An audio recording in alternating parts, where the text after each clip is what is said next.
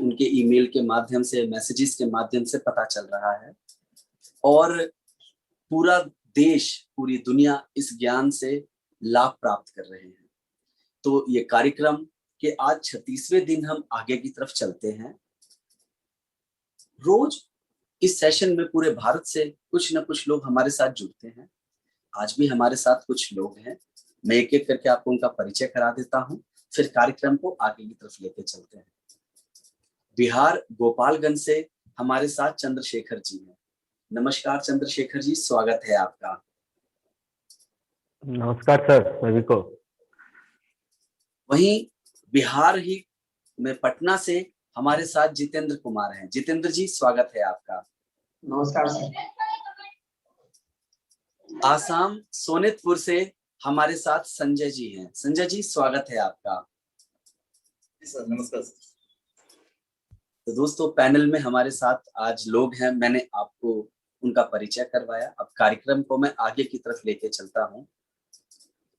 36वां दिन है। कल 35 दिन पर बड़ा सुंदर संवाद हुआ था, जिसमें कि सरबजीत सर ने बड़ा सुंदर प्रश्न पूछा था, जिस पर चेतन सर ने जवाब दिया था, मैनिफेस्टेशन और प्रारब्ध में क्या अंतर है। अगर प्रारब्ध तय है तो मैनिफेस्टेशन की क्या आवश्यकता है। बहुत सुंदर प्रश्न और उतनी ही सुंदरता से इसका जवाब हमारे माननीय डायरेक्टर चेतन सर ने दिया था। तो अगर कोई व्यक्ति वीडियो नहीं देख पाया है तो वो वीडियो आप जरूर देखें। और ये तो कल का एक चर्चा था जो मैंने आपके साथ शेयर किया, आपको एक टॉपिक बताया। ऐसे हर दिन बहुत सुंदर चर्चा हुई है, बहुत सुंदर सत्संग हो रहा है रोज इस YouTube के माध्यम से।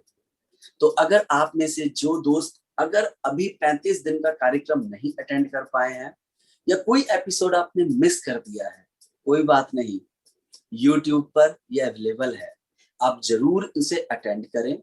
साथ के साथ अगर आप पहली बार इस चैनल पर आए हैं तो इस चैनल को सब्सक्राइब करें और बेल आइकन जरूर दबाएं, ताकि इसकी जो भी ट्रेनिंग्स का नोटिफिकेशन है आपके पास आ सके। और ट्रेनिंग अच्छी लग रही है तो आप लाइक का बटन दबाएं और साथ के साथ बाकी और दूसरे लोगों के साथ इस लिंक को जरूर शेयर करें। तो दोस्तों, चलते हैं अपनी इस यात्रा के 36वें दिन और इस सेशन को आगे ले चलने के लिए जिनकी सोच से ये सब हुआ है, हमारे माननीय डायरेक्टर सरबजीत सर, चेतन सर और ओमश्री मैम को मैं स्वागत करता हूं कि आए और इस कार्यक्रम को आगे लेके चलें। सर।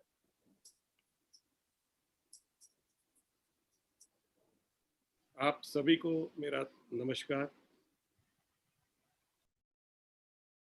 चेतन सर, आपको मेरा नमस्कार। रोमश्री जी, संजय जी नजर आ रहे हैं, जितेंद्र जी, कुश जी और चंद्रशेखर जी। पैनल पर मौजूद आप सभी मित्रों को मेरा नमस्कार। उसके साथ साथ वह सभी साथी जो हम सबको YouTube पर देख रहे हैं, उन्हें भी मेरा प्यार भरा नमस्कार। गुड मॉर्निंग, सत श्री अकाल, अस्सलाम वालेकुम, जय यीशु, जय भारत, जय गैलवे।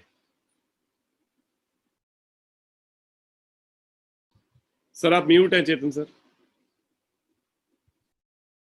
गैलवे परिवार के सभी सदस्यों को, मेरे भाइयों को, बहनों को, माताओं को, मेरे पिता समान लोगों को, छोटों को, बड़ों को, जो गैलवे परिवार से नहीं जुड़े हैं, इस कार्यक्रम को देख रहे हैं, उनको भी, और पैनल में उपस्थित सभी लोगों को, सरबजीत जी को, रोमश्री जी को, कुश को, और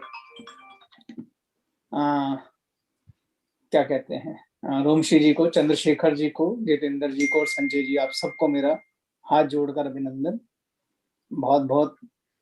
और जितने भी बाकी लोग हैं उन सबको राम राम, सत श्री अकाल, अस्सलाम वालेकुम, जय यीशु, जय भारत, जय गैलवे। Thank you so much Chetan sir. जैसा कि अभी कुछ ने जिक्र किया कि आज हमारे इस साधना का, हमारे इस तप का, हमारे इस कार्यक्रम का 36वां दिन है। जैसे जैसे ये अंक बढ़ रहा है वैसे वैसे ज्ञान बढ़ रहा है, जैसे जैसे ज्ञान बढ़ रहा है वैसे वैसे अंधकार मिट रहा है। तो हम अंधकार से प्रकाश की ओर जा रहे हैं और इसके लिए चेतन सर आपका बहुत बहुत धन्यवाद। उस ईश्वर का धन्यवाद जिसने हम सब लोगों को ये शक्ति दी कि हम ये कार्यक्रम शुरू करें और इसमें लगातार जुड़े रहें, और ये संकल्प और मजबूत होता चला गया। और मुझे लगता है कि हम सब लोग इस कार्यक्रम के जरिए कहीं ना कहीं एक हिस्ट्री क्रिएट कर रहे हैं। तो उस परमात्मा का बहुत बहुत धन्यवाद, और हर उस शख्स का धन्यवाद जो इस कार्यक्रम को सफल बनाने में हमारे साथ जुड़ा हुआ है। जैसे कि हमारे बैकएंड पे नवीन इस कार्यक्रम के साथ जुड़े हुए हैं, आशीष है, ब्रिज है, सुमित है, स्वीटी है, नैन्सी है, और बहुत सारे ऐसे लोग हैं जिनका नाम अगर मैं भूल गया हूँ तो क्षमा चाहता हूँ। उन सभी को बहुत बहुत धन्यवाद, और सभी गैल्वियंस का धन्यवाद। तो दोस्तों, मैं आज का विचार आप सब लोगों के साथ शेयर कर रहा हूँ, फिर हम आगे बढ़ते हैं। हौसलों के तरकश में कोशिश का वो तीर जिंदा रखो। हौसलों के तरकश में कोशिश का वो तीर जिंदा रखो। हार जाओ चाहे जिंदगी में सब कुछ, मगर फिर से जीतने की उम्मीद जिंदा रखो। बहुत सुंदर। तो ये कार्यक्रम कहीं ना कहीं उम्मीद की बात ही करता है। मैंने पहले दिन भी कहा था कि अगर जीवन में पैसा खो गया है तो वापस पाया जा सकता है, स्वास्थ्य खो गया है तो उसके ऊपर काम करके उसे भी लाया जा सकता है, लेकिन अगर उम्मीद खो गई है तो सब कुछ खो गया है। तो जीवन में कभी उम्मीद ना खोएं। उम्मीद नहीं इसलिए खोनी क्योंकि हम सबको वही सोचना है जो चेतन सर ने कहा है कि हम सब उस परम पिता की संतान हैं, और मैं तो हमेशा से मानता हूँ कि हम उनकी गोद में बैठे हैं और वही हमारा ध्यान रखने वाले हैं। तो उम्मीद कैसे खो सकते हैं? उम्मीद खोने का मतलब है कि हमने उस शक्ति में ही अपनी उम्मीद खो दी है, और वो शक्ति तो है क्योंकि सब कुछ चल रहा है तो वो हमारे साथ मौजूद है। तो उम्मीद कभी नहीं खोनी चाहिए। इन्हीं शब्दों के साथ मैं रोमश्री जी को इनवाइट करता हूं कि वो इस कार्यक्रम को आगे की ओर लेके चले। Over to you Romshri ji, thank you so much. Thank you Sarabjit ji, आप सबको मेरा प्रणाम। गुड मॉर्निंग चेतन जी, सरबजीत जी, कुश, संजय जी, चंद्रशेखर जी, और कौन है हमारे साथ, जितेंद्र कुमार जी, और सभी लोग जो बैकएंड पे हमें सहयोग कर रहे हैं, और वो लोग भी जो यूट्यूब पर इस वक्त हमें देख रहे हैं। आप सबका बहुत बहुत आभार इस यात्रा को यहाँ तक पहुँचाने के लिए। बहुत गर्व महसूस हो रहा है, और साथ ही साथ बहुत सारा आभार भी ईश्वर को कि इतनी सुंदर यात्रा में हम जी रहे हैं। और कल जो चेतन जी ने बताया हमें और सरबजीत जी ने पूछा, मैनिफेस्टेशन और प्रारब्ध का जो अंतर है, बहुत सारे लोगों का फीडबैक आया है और बहुत खुश हैं, क्योंकि ये सवाल कई लोगों के मन में था बहुत वक्त से कि प्रारब्ध अगर है तो हम क्यों मैनिफेस्ट कर रहे हैं। तो उसके लिए चेतन जी आपका बहुत बहुत धन्यवाद, उसको इतने अच्छे से समझाने के लिए। बहुत सारे लोगों को उनका उत्तर मिल गया। तो एक छोटी सी कहानी मैं बताना चाहती हूँ, 2-3 लाइन की, कि जो सवाल सरबजीत जी ने आपसे पूछा वो बहुत 1000 साल पहले किसी व्यक्ति ने एक सूफी संत से पूछा कि क्या हम किस्मत की कठपुतलियां हैं या हमारे हाथ में भी कुछ है, हम कुछ कर सकते हैं। तो सूफी ने कहा कि एक पैर पे खड़े हो जाओ। तो वो खड़े हो गया। तो उसने कहा अब खड़े हो गए, ठीक है, अब अपना दूसरा पैर भी ऊपर उठा लो। तो उसने कहा ये तो मैं नहीं कर सकता। तो उसने कहा तो यही किस्मत और जो तुम कर सकते हो उसमें अंतर है। कुछ चीजें हैं जो तुम्हारे हाथ में और कुछ चीजें जो तुम नहीं बदल सकते, पर जो नहीं बदल सकते वो भी तुमने ही कभी सोचा था। तो विज्ञान भी ये कहता है कि जो छोटे छोटे विचार हैं उससे हमारी कोशिकाएं बनती है, और जो हमारे बड़े बड़े बिलीफ्स हैं, जो बड़ी बड़ी धारणाएं हैं, उससे हमारे बड़े बड़े ऑर्गन्स बनते हैं। इसीलिए देह मिलती है, शरीर इसीलिए मिलता है क्योंकि हमने कभी कुछ सोचा था, तो हम यहाँ पर आए हैं। तो लोगों को लगता है पता नहीं कल क्या होगा, देखते हैं कल क्या होगा, पर शायद हमें ये सोचने की, ये बदलने की जरूरत है इस सोच को, कि क्रिएट करते हैं कि कल कैसा होगा। एटलीस्ट हम ये एक इमोशन को तो होल्ड कर सकते हैं कि कल हम आभार में रहेंगे, या आज हम आभार में रहेंगे चाहे कुछ भी हो जाए। और ईश्वर ने हमें ये शक्ति दी है कि हम सबसे पेनफुल मोमेंट में, सबसे दर्द भरे पल में भी खड़े होकर नाच सकते हैं, अपने अंदर आनंद को ला सकते हैं अगर आत्मबल है तो ये मुझे लगता है कि यही हमारे प्रारब्ध को बदल देता है। और ये भी हमने सुना है कि मनुष्य ही एक ऐसा प्राणी है जो अपने भाग्य को बदल सकता है। तो कई चीजें नहीं बदल सकता, अपनी शारीरिक संरचना तो नहीं बदल सकता, मगर ये बदल सकता है कि वो कैसा महसूस करेगा उस पल में। तो शायद हम उसी चीज को यहाँ पर प्रैक्टिस कर रहे हैं जब हम मैनिफेस्टेशन कर रहे हैं और आने वाले प्रारब्ध को बहुत सुंदर बना रहे हैं। चेतन जी कुछ कहना चाहते हैं? मैंने कहा कि प्रारब्ध भी बदला जा सकता है, जी प्रारब्ध को चुनौती दी जा सकती है। हाँ, उसके लिए पथ थोड़ा कठिन है, जो भी करना चाहेगा वो भी बता देंगे कैसे बदला जा सकता है, पर भागवत गीता के ज्ञान में बताएंगे। बिल्कुल बिल्कुल। प्रारब्ध बदला जा सकता है, पर जनरल तरीके से बोले तो प्रारब्ध बदला नहीं जाता, प्रारब्ध तो होके रहता है।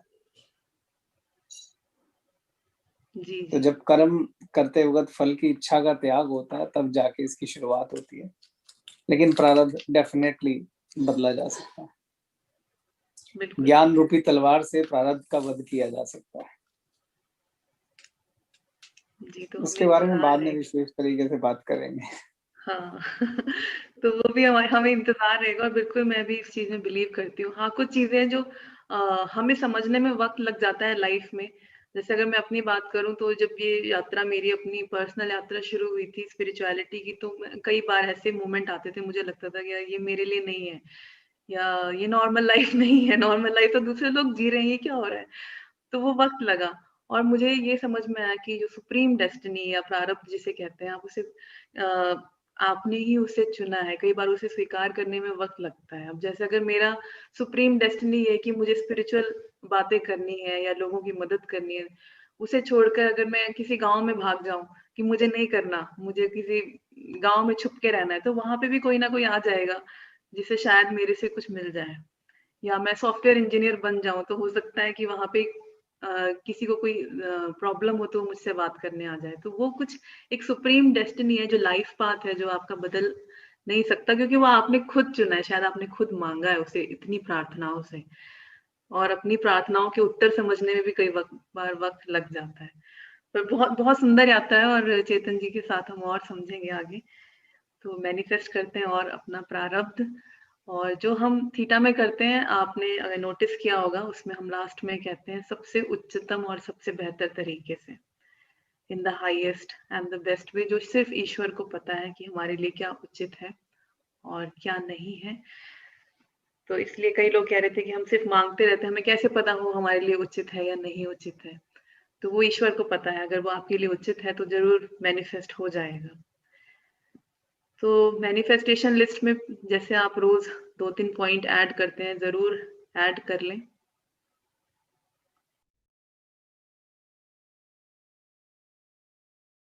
कल किसी के 2-3 पॉइंट्स मेरे पास आए थे तो मैं बताना चाहती हूँ। उन्होंने लिखा था अपने मैनिफेस्टेशन लिस्ट में दिव्य ज्ञान, यानी डिवाइन नॉलेज।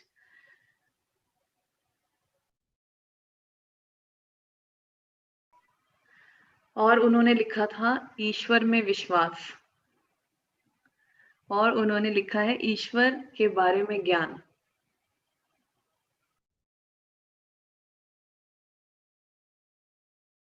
जो मुझे लगता है बहुत अच्छी मैनिफेस्टेशन है।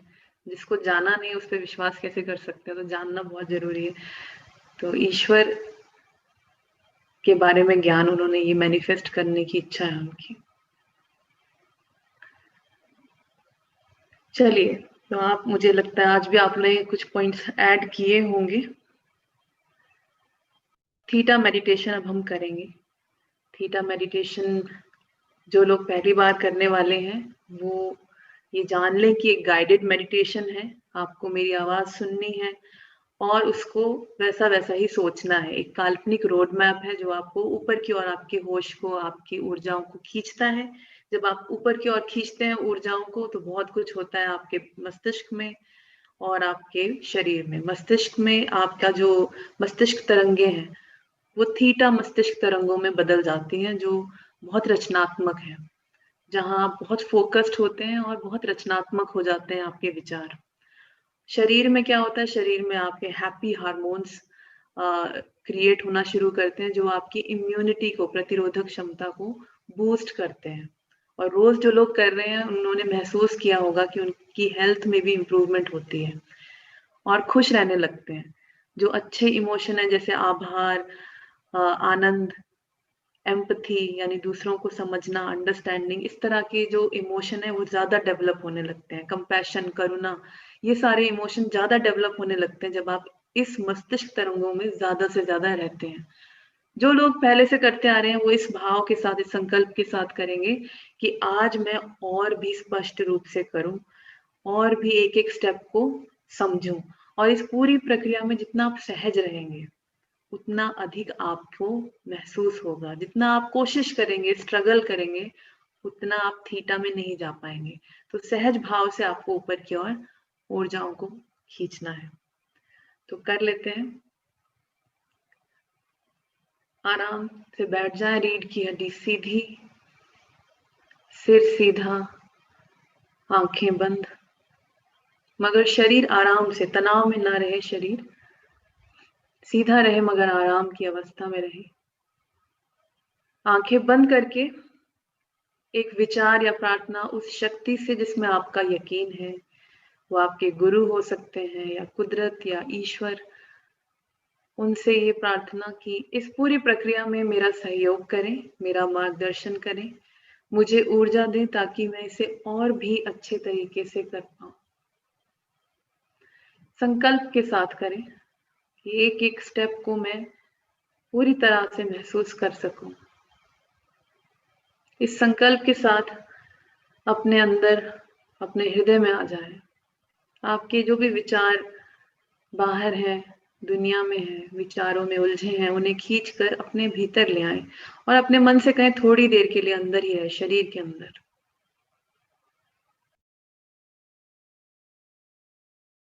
कोई भी विचार बाहर ना रहे, कोई भी मन की ऊर्जा बाहर ना रहे, अंदर आ जाए,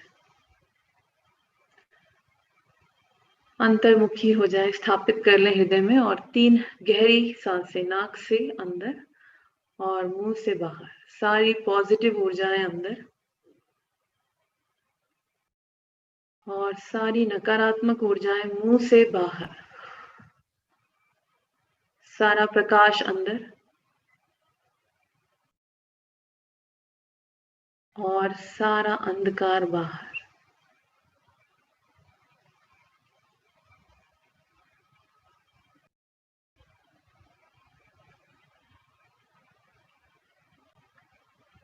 इस ब्रह्मांड में उपलब्ध सारा बेशर्त प्रेम आपके अंदर,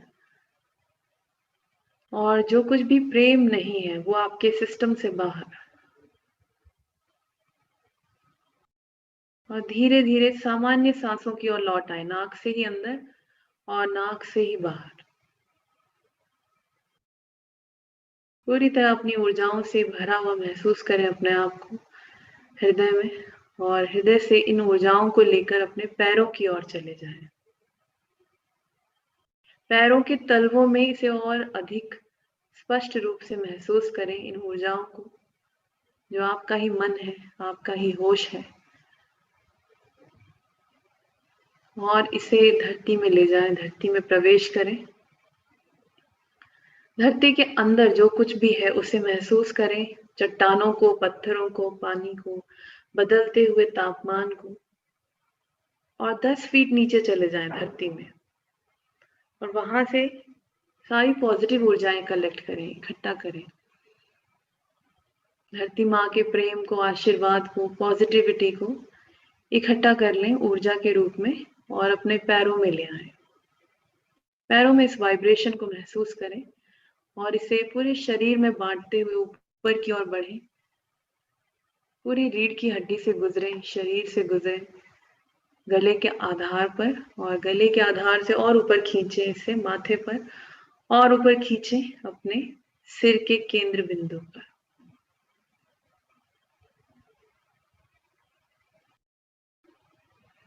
और वहां से बाहर की ओर निकले ऊर्जा की एक गेंद में। ऊर्जा की एक गेंद का निर्माण करें जो आपके सिर के कुछ इंच ऊपर है। इसके भीतर आप हैं, आपका होश है, आपका फोकस है। और थोड़ा रुककर इस बॉल के रंग की कल्पना करें। जो भी रंग आपको पसंद हो इसे दें और इसे और मजबूत कर लें अपनी कल्पना में। जितना स्पष्ट रूप से आप इसे महसूस करेंगे उतनी ज्यादा आपकी चेतनाएं फोकस्ड हो जाएंगी। तो इस कलरफुल बॉल को जिसमें आप हैं, कल्पना करें कि ये ऊपर की ओर जा रहे हैं, अपनी छत को पार करें, और जब पार करें तो महसूस करें कि आप पार कर रहे हैं। बिल्डिंग को पार करें और ऊपर चले जाएं। जहां बादल है, बादलों को पार करें और ऊपर खींचे अपने आप को। एयरप्लेन लेवल तक आ जाएं और उसके भी ऊपर चले जाएं। पृथ्वी के पूरे वातावरण को, ओजोन लेयर को, इन सबको पार करते हुए और ऊपर चले जाएं। बिल्कुल पृथ्वी के वातावरण से बाहर हो जाएं। पृथ्वी के ऑरा को पार करें। जो पृथ्वी के चारों ओर तरंगे हैं, शूमन वेव्स कहते हैं उन्हें, उनको पार करें। और पार करते हुए अपने आप को महसूस भी करें। और आप पहुंचते हैं अंतरिक्ष में, जहां बहुत सारे विशाल ग्रह हैं, नक्षत्र हैं, गैसेस हैं, आकाश गंगाएं हैं, बहुत सारे रंगों की रोशनियां हैं, dim lights, colourful lights, bright lights, और दो लाइट्स के बीच का गैप, उनको एक एक करके पार करते हुए और ऊपर चले जाएं, और ऊपर और ऊपर। जब आप इन सब रोशनियों को पार करते हैं, आपका सिर में एक हल्का सा प्रकाश पैदा होता है। उसे महसूस करते हुए और ऊपर चले जाएं, और ऊपर और ऊपर और ऊपर। अंतरिक्ष में जो कुछ भी है उसे पार कर रहे हैं आप सहज भाव से, और आप पहुंचते हैं अंतरिक्ष के अंतिम बिंदु पर, और इसे भी पार करें और आप पहुंचते हैं ऊपर गोल्डन लाइट में, सुनहरे प्रकाश में। यहाँ की ऊर्जाएं बहुत अलग हैं, उच्च हैं, प्रेम और ज्ञान से भरी है, क्योंकि यहाँ हमसे उच्च ऊर्जाएं हैं। देवी देवता, संत, महात्मा, पैगंबर, पीर, एंजल्स, चाहे आप उन ऊर्जाओं को जाने या ना जाने, वो सभी ऊर्जाएं यहाँ हैं जो हमसे उच्च है, हाई वाइब्रेशन है, कल्याणकारी है, प्रेम पूर्ण है, आशीर्वाद से भरी है। थोड़ा रुककर उन ऊर्जाओं को महसूस करें।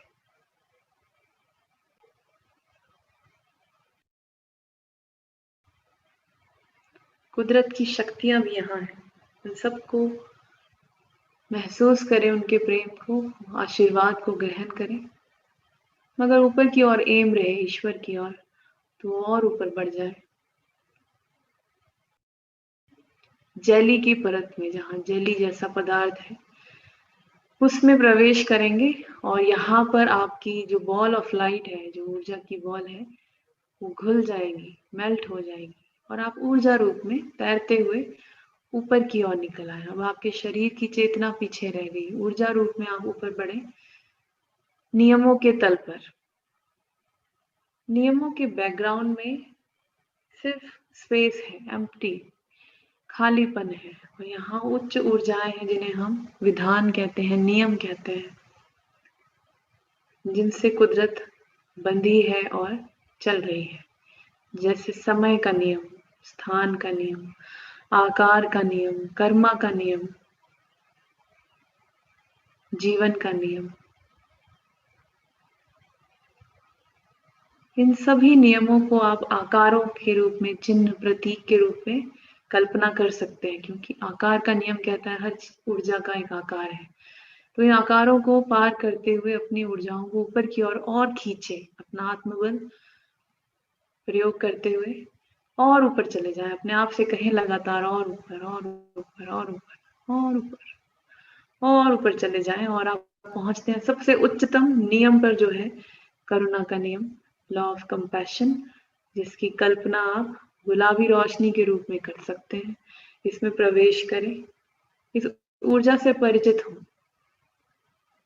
करुणा का नियम ये कहता है कि ये सबसे शक्तिशाली ऊर्जा है, और इसका एक एटम, एक भी अणु किसी भी चीज को स्वस्थ करने की शक्ति रखता है।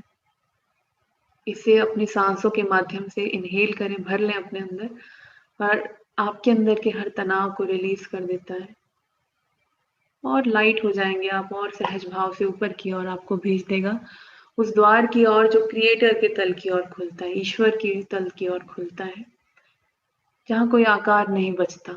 तो पहले अपना सिर और फिर बाकी का शरीर ऊपर की ओर प्रवेश करें। ये ऊर्जा बहुत शक्तिशाली है, आपको खुद ही ऊपर की ओर ले जाएगी।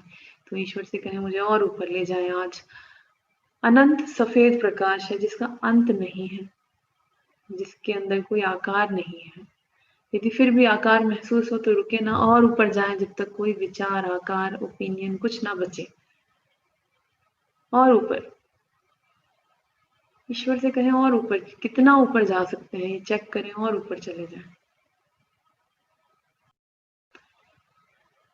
इस ऊर्जा को आप कोई भी नाम दे सकते हैं, ईश्वर, अल्लाह, खुदा, क्रिएटर, गॉड, ईश्वरीय ऊर्जा, रचनात्मक ऊर्जा, क्रिएटिव फोर्स, जिससे एक एक एटम न्यूक्लियस बना है, इसमें एक हो जाए, क्योंकि कोई आकार नहीं बचता।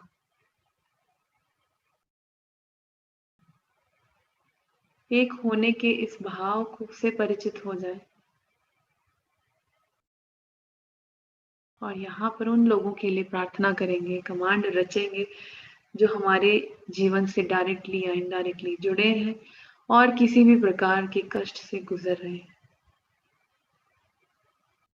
जो शरीर में है या शरीर में नहीं है। तो आप मानसिक रूप से मेरे साथ दोहराएंगे इस कमांड को, एक एक शब्द को, ताकि स्पेसिफिक रहे। ईश्वर, मैं और आप एक हैं, कोई अलगाव नहीं है।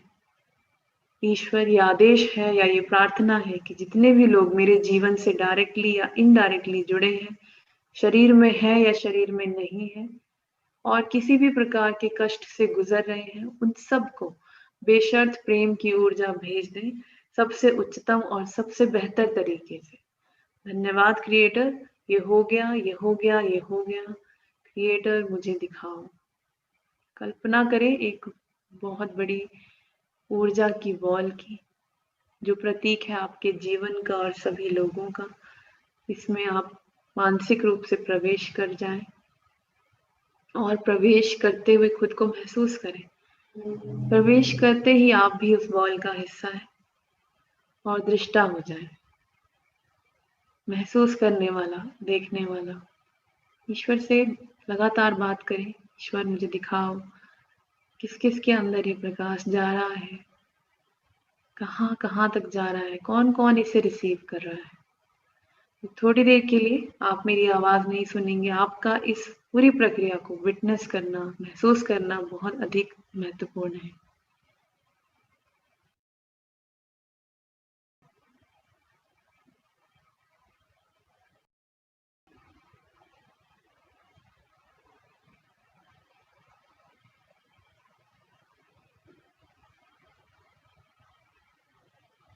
बॉल में आप अपने अपने परिवार की कल्पना कर सकते हैं, आपके मित्र, संबंधी, टीम, स्टाफ, नेटवर्क्स, पेट्स, आपका गांव, शहर, राज्य, देश, वो लोग जो अब शरीर में नहीं है वो भी, और ईश्वर जानता है जहां जहां तक ये ऊर्जा आपके माध्यम से पहुंचनी है।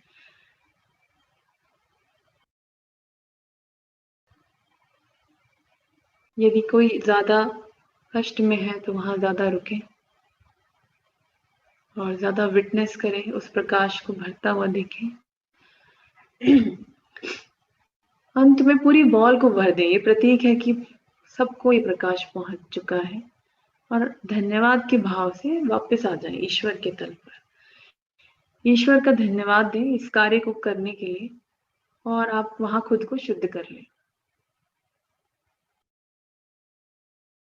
ईश्वर की ऊर्जा में स्नान करें और ऐसे प्योरीफाई हो जाए जैसे सिर्फ ईश्वर की ऊर्जा ही बची है अंदर, बाकी सब बह गया।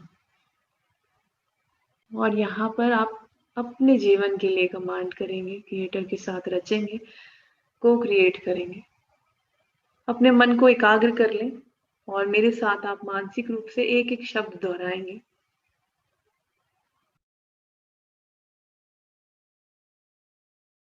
मैं ईश्वर के प्रकाश को साक्षी मानकर संपूर्ण ब्रह्मांड में ये घोषणा करता हूँ या करती हूँ कि मैं पूरी तरह से स्वस्थ, समृद्ध, सुरक्षित और सकारात्मक ऊर्जा से भरा हूँ।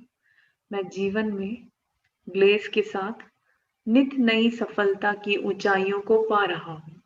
मेरी समृद्धि, स्वास्थ्य, लाभ और खुशियों का स्रोत ईश्वर ही है। मैं अनंत ऊर्जा, स्वास्थ्य, सफलता और समृद्धि का स्वागत करता हूँ, और इस सब का सदुपयोग करने वाली बुद्धि का भी स्वागत करता हूँ। मैं ईश्वर का आभारी हूँ और सभी उच्च गुणों को सीख रहा हूँ। मैं मन, वचन, कर्म, शरीर और आत्मा से संपन्नता, प्रसन्नता, स्वास्थ्य और उच्च ऊर्जाओं को निरंतर ग्रहण कर रहा हूँ। मैं अपने परिवार और ग्लेस के साथ एक अद्भुत, स्वस्थ, समृद्ध, सकारात्मक, ऊर्जावान, ईमानदार, सफल, उपलब्धिपूर्ण और कल्याणकारी जीवन जी रहा हूँ। और जो कुछ मैंने अपनी मैनिफेस्टेशन लिस्ट में लिखा है वो सब अब मेरे जीवन में है, सबसे उच्चतम और सबसे बेहतर तरीके से। धन्यवाद क्रिएटर, ये हो गया, ये हो गया, ये हो गया। क्रिएटर मुझे दिखाओ। उस तल पर रुक जाए और साक्षी भाव में आ जाए, दर्शक के भाव में, सिर्फ देखने वाला प्योर विटनेस महसूस करें। देखने का अर्थ है कि आप महसूस भी कर सकते हैं सिर्फ, या विचारों के रूप में भी आप इस घटना को विटनेस कर सकते हैं। थोड़ी देर के लिए आप मेरी आवाज नहीं सुनेंगे, वहां आप ऐसे जिए जैसे आप ये सब प्राप्त कर चुके हैं, और प्राप्त करने के बाद नॉर्मल डेली लाइफ कैसी है उसे वहां जिए थोड़ी देर के लिए।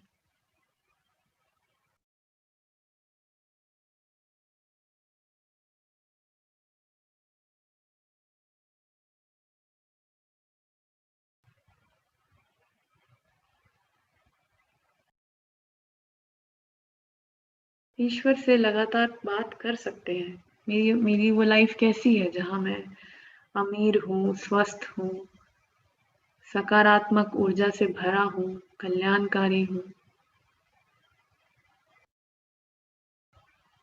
किस तरह के कपड़े आप पहनते हैं, किस तरह के घर में रहते हैं, कौन से लोग आपके साथ हैं, वो चीजें और अनुभव जो मैनिफेस्टेशन लिस्ट में लिखे हैं वो जब आप प्राप्त कर चुके हैं तो कैसा महसूस हो रहा है, क्या इस्तेमाल कर रहे हैं उन चीजों का, या उन अनुभवों के साथ कैसे जी रहे हैं।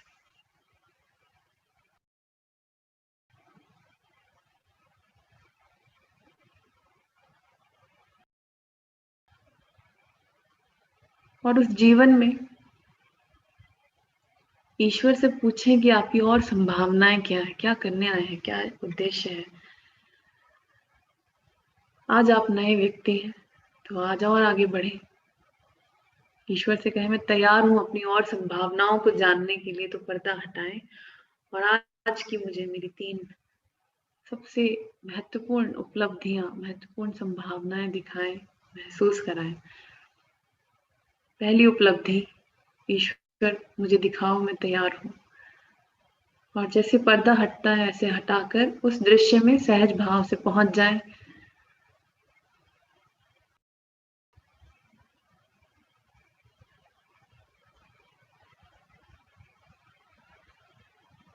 जो भी दृश्य, झलक या विचार आपको आए, ईश्वर से कहें और क्लियर करें,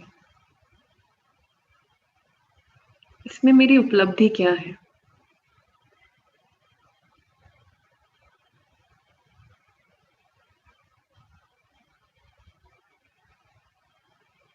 जैसे कैमरा में आप जूम करते हैं, ऐसे जूम करके उस दृश्य में को, घटनाओं को देखें। कौन से लोग आपके साथ हैं, और इस घटना को आप स्वीकार कर लें, अपने मन में मेंटल नोट बना लें और आगे बढ़ जाएं दूसरी उपलब्धि पर। ईश्वर मेरी दूसरी उपलब्धि क्या है वो भी मुझे दिखाएं और दूसरी दृश्य में पहुंच जाएं।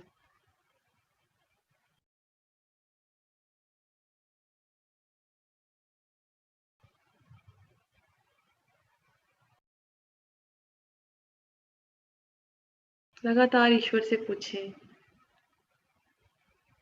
कि ये क्या है, इसको और क्लियर करें, इसमें मेरी उपलब्धि क्या है।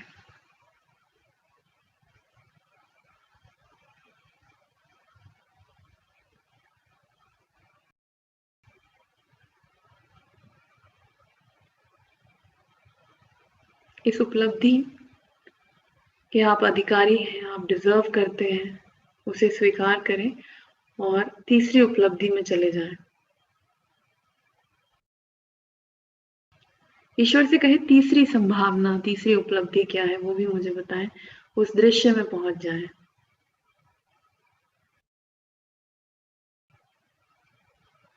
बहुत सुंदर। जो कुछ आप महसूस कर रहे हैं उसे और क्लियर करें, ईश्वर से कहें और बताएं, 360 डिग्री व्यू ले, क्या क्या घटित हो रहा है।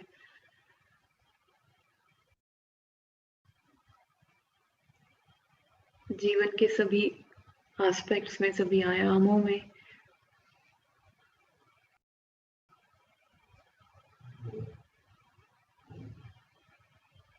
तीसरी उपलब्धि में आप कितने आनंदित हैं उसे भी महसूस करें और इन तीनों उपलब्धियों का मेंटल नोट बना लें अपने मन में ताकि आपको याद रहे। उन सभी लोगों का धन्यवाद करें जो आपके साथ मिलकर इन अनुभवों को रचेंगे। ईश्वर का धन्यवाद और अपना भी धन्यवाद, क्योंकि आपने इस दिशा में काम किया है, विचार रखे हैं और करेंगे भी। इन सभी ऊर्जाओं को धन्यवाद के भाव से इकट्ठा कर लें। ये आपका नया जीवन है और इसे लेकर अपने मस्तिष्क में, अपने सिर के केंद्र बिंदु से प्रवेश करें।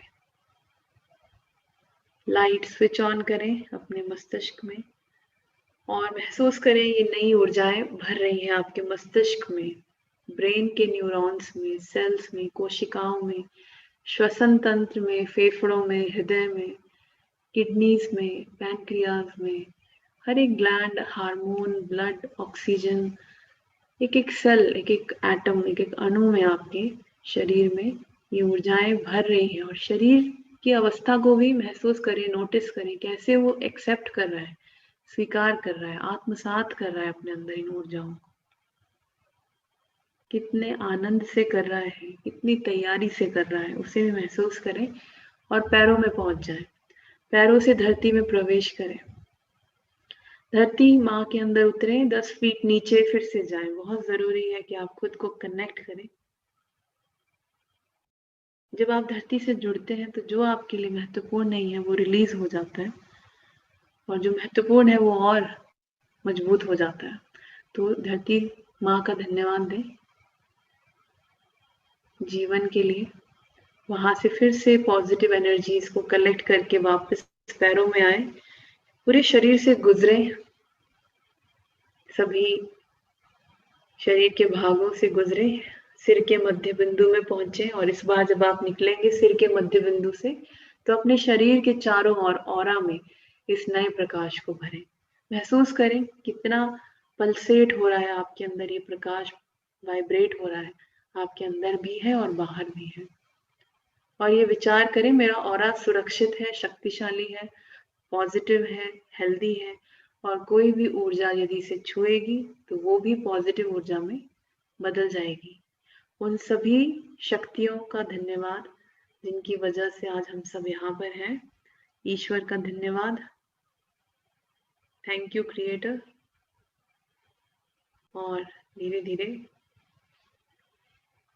अपने आप को एकीकृत करें, आंखें खोल लें, एकदम से बातचीत ना करें और इस विचार में रहें कि ये नॉर्मल अवस्था है, आप कहीं से वापस नहीं आए हैं, ये नॉर्मल वे ऑफ लाइफ है। ये मस्तिष्क तरंगे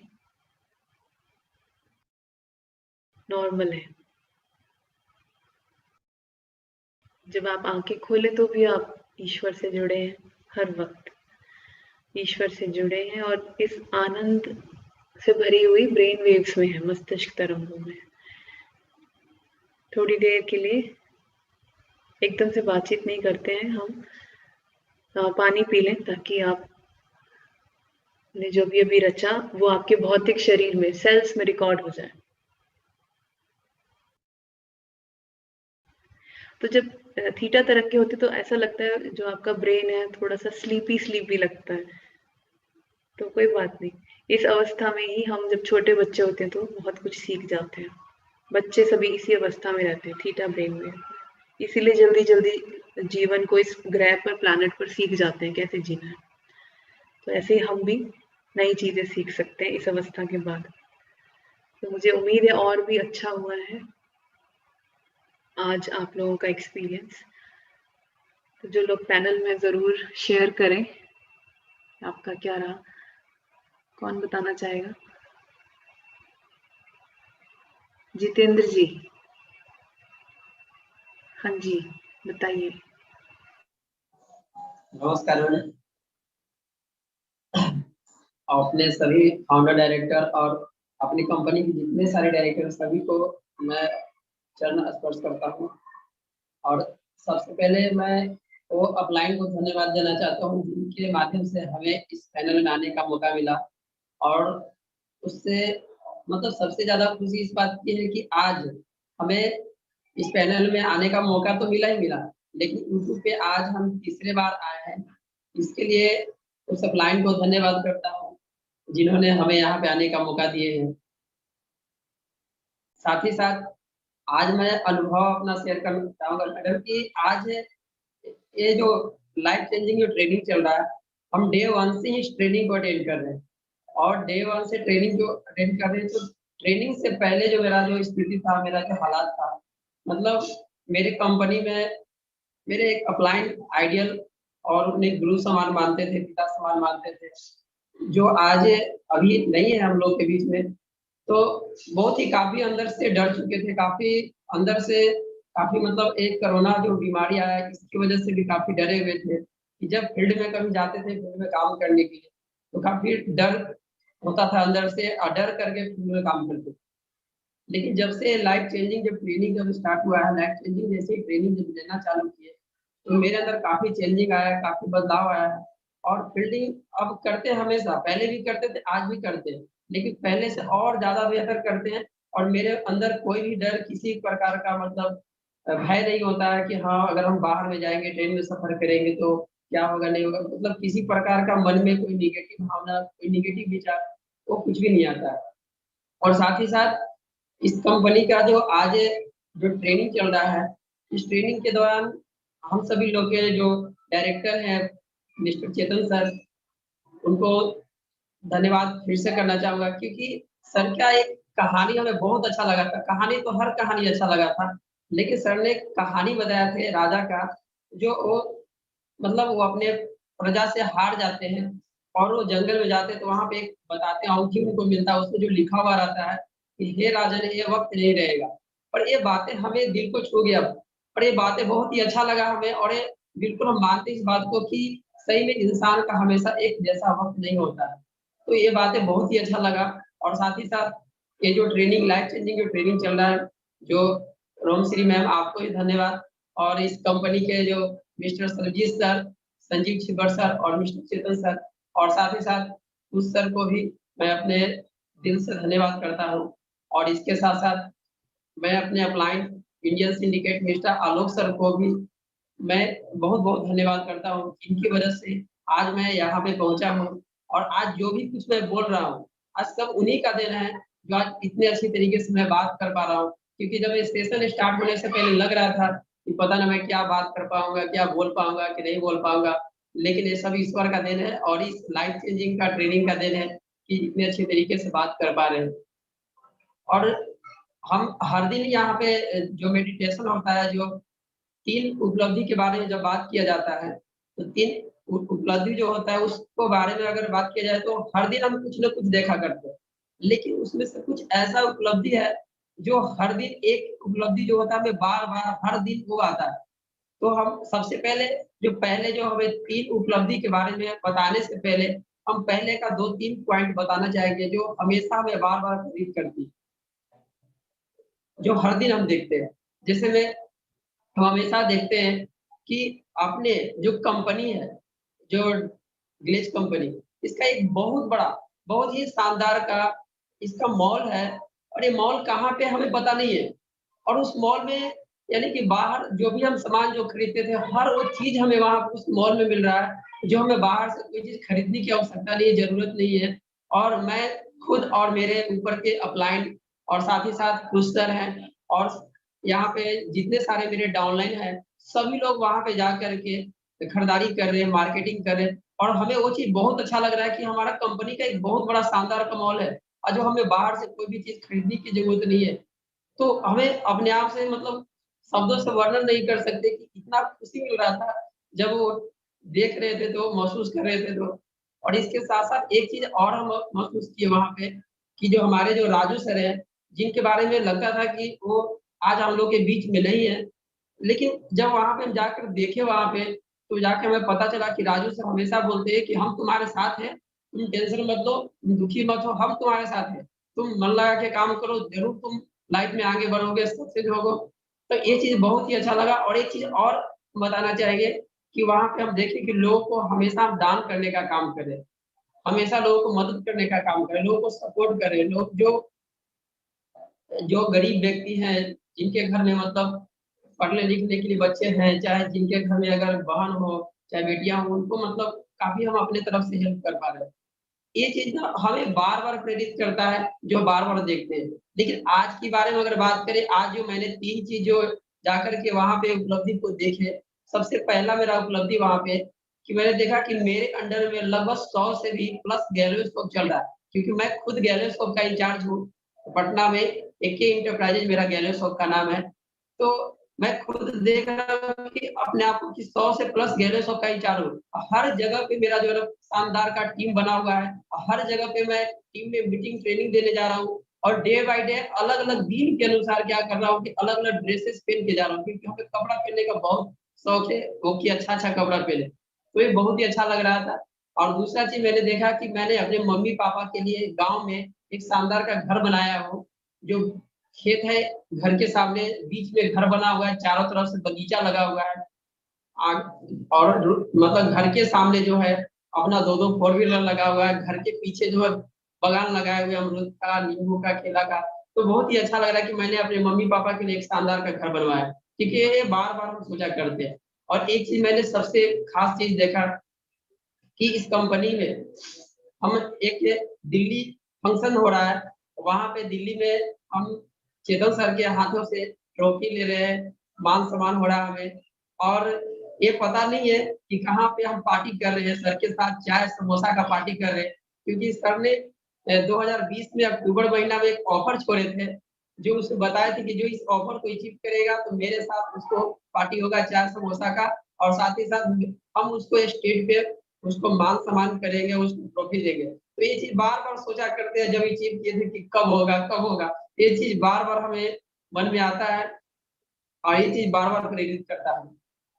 बस आज के लिए इतना ही। मैं बहुत बहुत धन्यवाद सभी सर को, और जो हमें मौका दिए उनको भी बहुत बहुत धन्यवाद, सही फाउंडर डायरेक्टर सर को, और स्पेशली रोम श्री मैम को बहुत बहुत धन्यवाद, जो आज हम सभी लोग को इतने अच्छे तरीके से थीटा मेडिटेशन करवाते हैं, और वो जो उपलब्धि के बारे में बार बार हमें वहां पे बोलने के लिए जो करते हैं, उससे काफी हमें मदद मिलता है।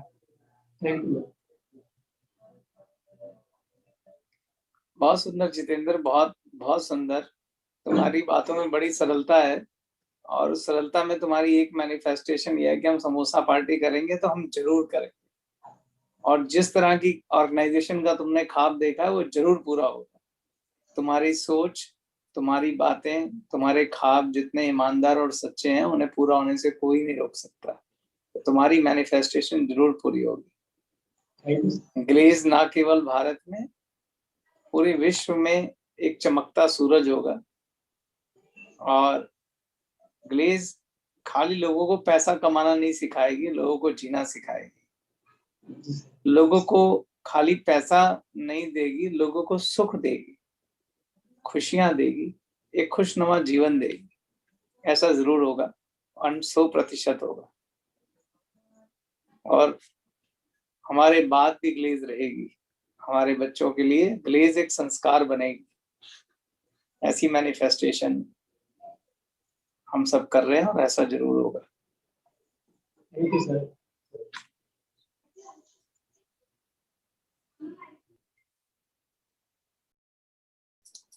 चंद्रशेखर जी। सभी को मेरा नमस्कार। ओम श्री मैम को नमस्कार, Chetan sir, Sarvajit sir, Sanjeev Chhubar sir, Kush sir, और सभी पैनलिस्ट को मेरा नमस्कार। मेरा नाम चंद्रशेखर और मैं गोपालगंज बिहार से हूँ।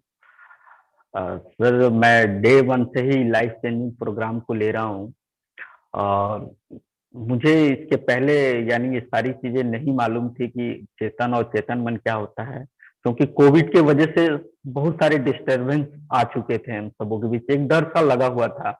मगर जब से ये लाइफ चेंजिंग प्रोग्राम आया हुआ है तब से एक एनर्जी, आंतरिक एनर्जी 100% निकल के आई है, और बहुत सारी चीजें ऐसी जो नकारात्मक अपनी चीज अंदर थी वो बाहर निकल के आई है।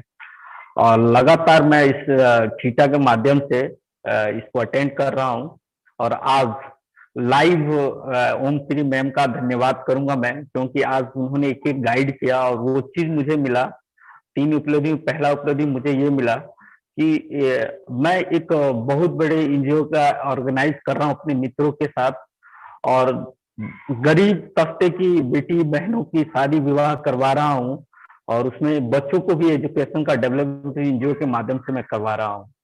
तो मुझे ये चीज फर्स्ट से में दिखा। दूसरा दिखा कि मैं वो एनजीओ का नाम जो है मेरे माता पिता के नाम से उसको मैं करवाया हूँ, और ये सारी चीजें मुझे उस ठीटा के माध्यम से मिली। और मैं शुक्रगुजार हूँ सर्वजीत सर, फाउंडर डायरेक्टर, जो इतना बढ़िया ये ठीटा मेडिटेशन का प्रोग्राम लेके आए हम सब। और मैं चाहूंगा इस चैनल के माध्यम से कि इस कंपनी में रहें या ना रहें, वो व्यक्ति को भी यूट्यूब पे जाके इसको अटेंड करना चाहिए। बातें तो बहुत सारी हैं सर, क्योंकि आपका सोच का 63 मैंने सुना था, उससे मेरी सोच ही बदल गई। तो मैं सभी को एक बार पुनः नमस्कार, पूरे मैनेजमेंट को, और मैं चाहूंगा आप सबों का आशीर्वाद बना रहे हम गैल्वेन पे, पूरे परिवार पे। आप सबको नमस्कार।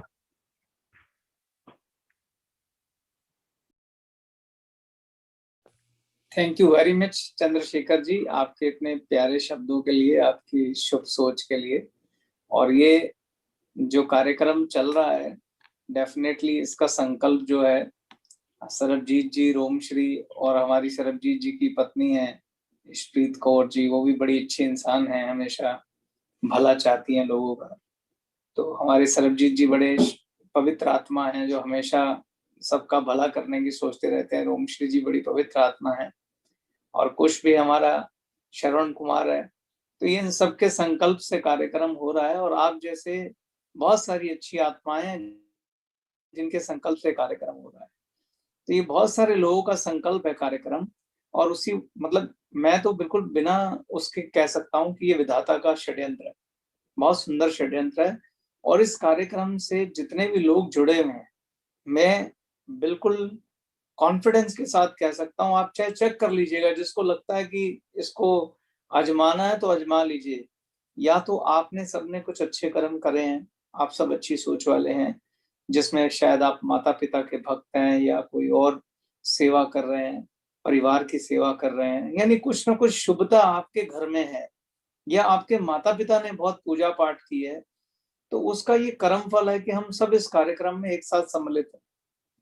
और ईश्वर की वाणी यहाँ पे बरस रही है, कभी किसी के मुख से, कभी किसी के मुख से, कभी किसी के मुख से।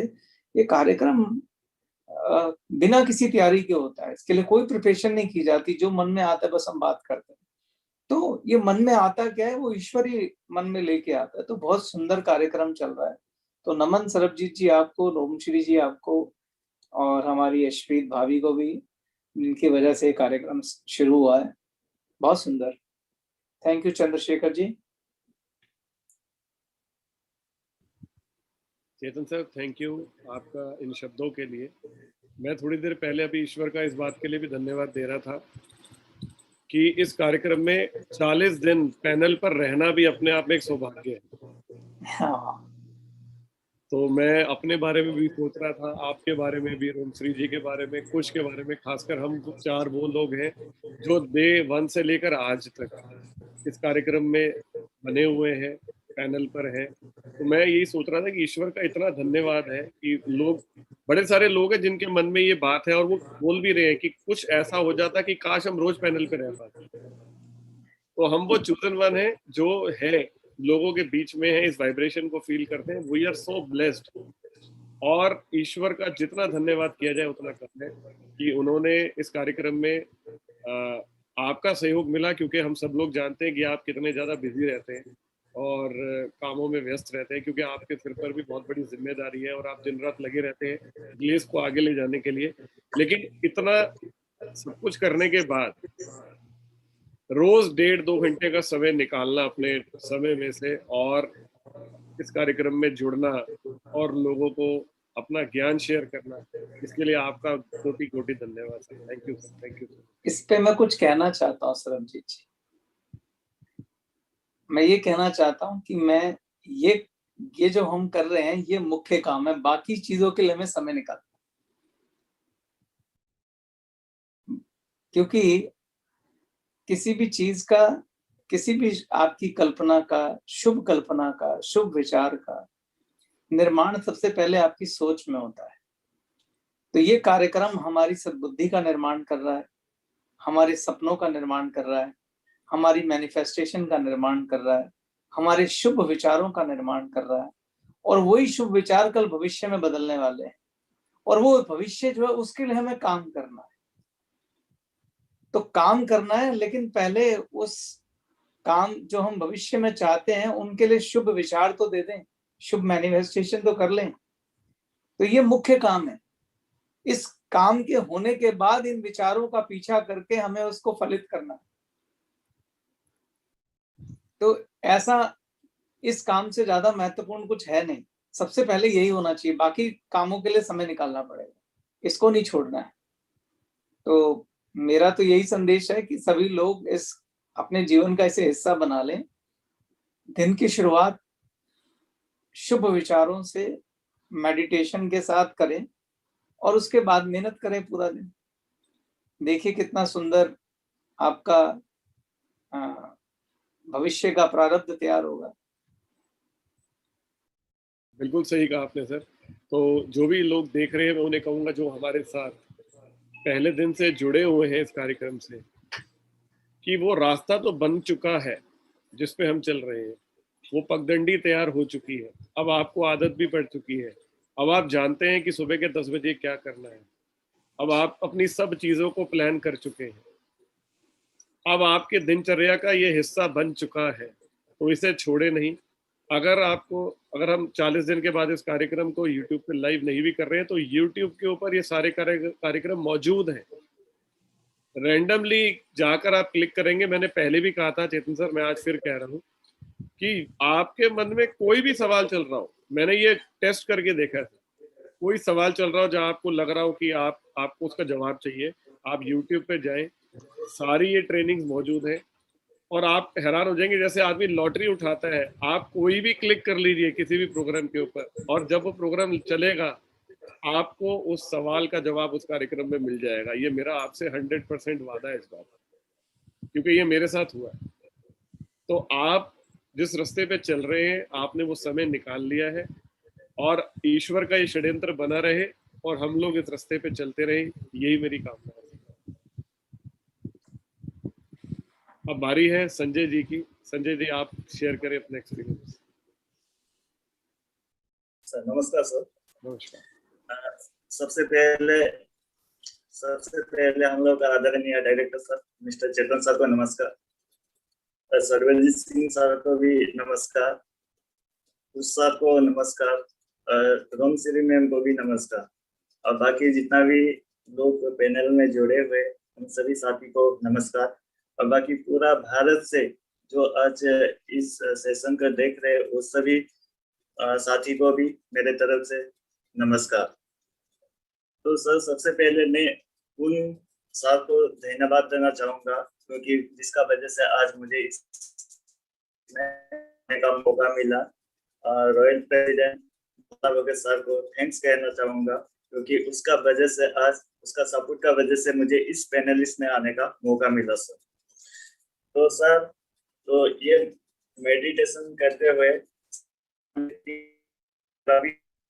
तो इसमें सबसे में ये उपलब्धि, तो मतलब ये मेरा सोच था और ये मैं हमेशा सोचते आता था सर ये कैसे पूरा होगा, लेकिन जब मैं ये मेडिटेशन में आते हैं तो ये चीज मेरा क्लियरली देख पा रहा हूँ सर। तो बात ये है सर, क्योंकि आज मैं असम से हूँ, क्योंकि असम में नेटवर्क मार्केटिंग को लेकर या डायरेक्ट सेलिंग मार्केटिंग को लेकर बहुत सारा लोग नेगेटिविटी है। तो इसको कैसे ठीक करने के लिए, तो मैं हमेशा न्यूज चैनल भी देखता हूँ। तो जो हम लोग आसाम का न्यूज चैनल है, तो आसाम है, उसमें मैं बहुत सारा हूँ कि आसाम में टॉपर यूट्यूब चैनल, जो यूट्यूब चैनल का लड़का लोग है, जो टॉप उसका सब्सक्राइबर व्यूजर है, सभी को मतलब वहाँ पे बुला के वो लोगों का मतलब स्ट्रगल कहानी वहाँ पे बताने के लिए बताते हैं, ताकि वो सब देख के बाकी लोग भी इंस्पायर हो जाए और बाकी लोग भी कुछ काम करें। और दूसरा बात है सर, जो भी क्लास 10 का या 12 का एग्जाम पास होता है, जो टॉप 10 होता है, टॉप 5 होता है, वो लोगों को भी बुला के वहाँ पे डिस्कशन होता है। तो सर मैं वहाँ पे ये दिख पा रहा था सर, कल मतलब ऐसा दिन आएगा सर, और इतना मेहनत करेंगे ताकि कल का डेट में एक अच्छा नेटवर्कर को भी वहाँ पे बुलाए सर, कम से कम टॉप 5 टॉप 10 को बुलाए और वहाँ भी शामिल होगा सर।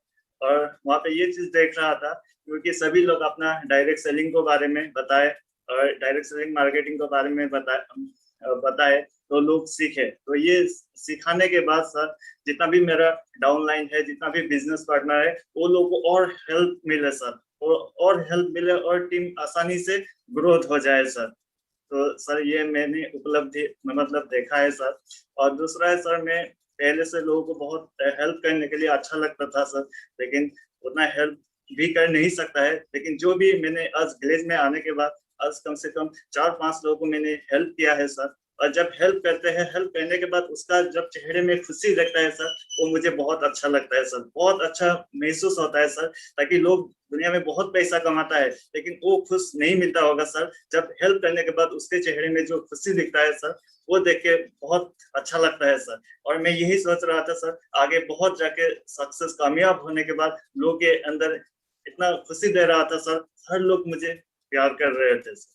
और तीसरा मेरा अनुभव ये है सर, मैं सभी अपना फैमिली को, मम्मी पापा को लेकर और बाकी पूरा टीम को लेकर और बाहर में जाके पूरा एंजॉय करके सर, आप सभी डायरेक्टर सर भी वहाँ पे थे सर, बहुत अच्छा लग रहा था सर ये महसूस सर।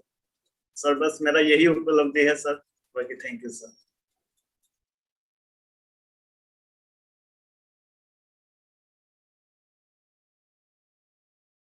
आपका बहुत बहुत धन्यवाद, आपका सम्मान देने के लिए। और सबसे सुंदर बात आपने जो की है, जो बहुत ही अच्छी है संजय, वो ये है कि आपके जो सपने हैं, जो उपलब्धियां हैं, उसमें परमार्थ की झलक भी है। तो स्वार्थ भी है, परमार्थ भी है। आपने बिल्कुल सही बोला कि दूसरों की मदद करके जो सच्ची खुशी मिलती है, वैसी खुशी कभी नहीं मिलती।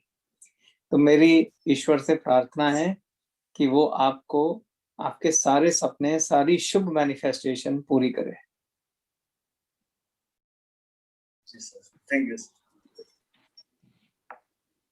थैंक यू वेरी मच सभी पैनलिस्ट का अपने एक्सपीरियंस शेयर करने के लिए। चेतन सर, कल आपने एक बात बताई थी कि आपके किसी रिलेटिव ने आपसे पूछा कि कहीं आप सन्यास की ओर तो नहीं जा रहे, और सन्यास की परिभाषा ओमश्री जी ने बताई, और आपने कर्म योग के बारे में बताया कि हम तो लगातार कर्म योग की बात कर रहे हैं। तो आज सर मेरे पास जो सवाल है वो हम जिस कार्यक्रम को कर रहे हैं, जिस कंपनी के साथ जुड़े हुए हैं, उससे जुड़ा हुआ। और मेरा प्रयास ये रहेगा कि अगले 3-4 दिन तक हम सिर्फ और सिर्फ अध्यात्म के को साथ लेकर अपने काम को कैसे कर सकते हैं, अपने काम में अध्यात्म का को जोड़कर उसके प्रिंसिपल्स को ऐड कर कर आप किस प्रकार अपने जीवन को और बेहतर कर सकते हैं, उस और लेके जाने का प्रयास है। तो मेरे पास उसमें बहुत सारे सवाल है सर। आज मैं जो सवाल आपसे पूछ रहा हूँ, यदि समय रहा आपके पास पूरा, क्योंकि मैं जानता हूँ आपके पास इतना ज्ञान है कि जब आप इसके ऊपर बोलेंगे तो आपको बहुत समय चाहिए होगा। अगर आज वो पूरा हो पाएगा तो भी ठीक है, नहीं तो शेष भाग कल भी कर सकते हैं सर। तो आपने इस कार्यक्रम में स्वधर्म की बात की है। स्वधर्म की अगर आप बात करते हैं तो हमारे बिजनेस में सर 2 टर्म्स हैं जिन्हें हम कहते हैं अपलाइन और डाउनलाइन। यानी कि एक तरह से हम यहाँ पर सीनियर जूनियर नहीं कहते, क्योंकि उसका भी कारण है।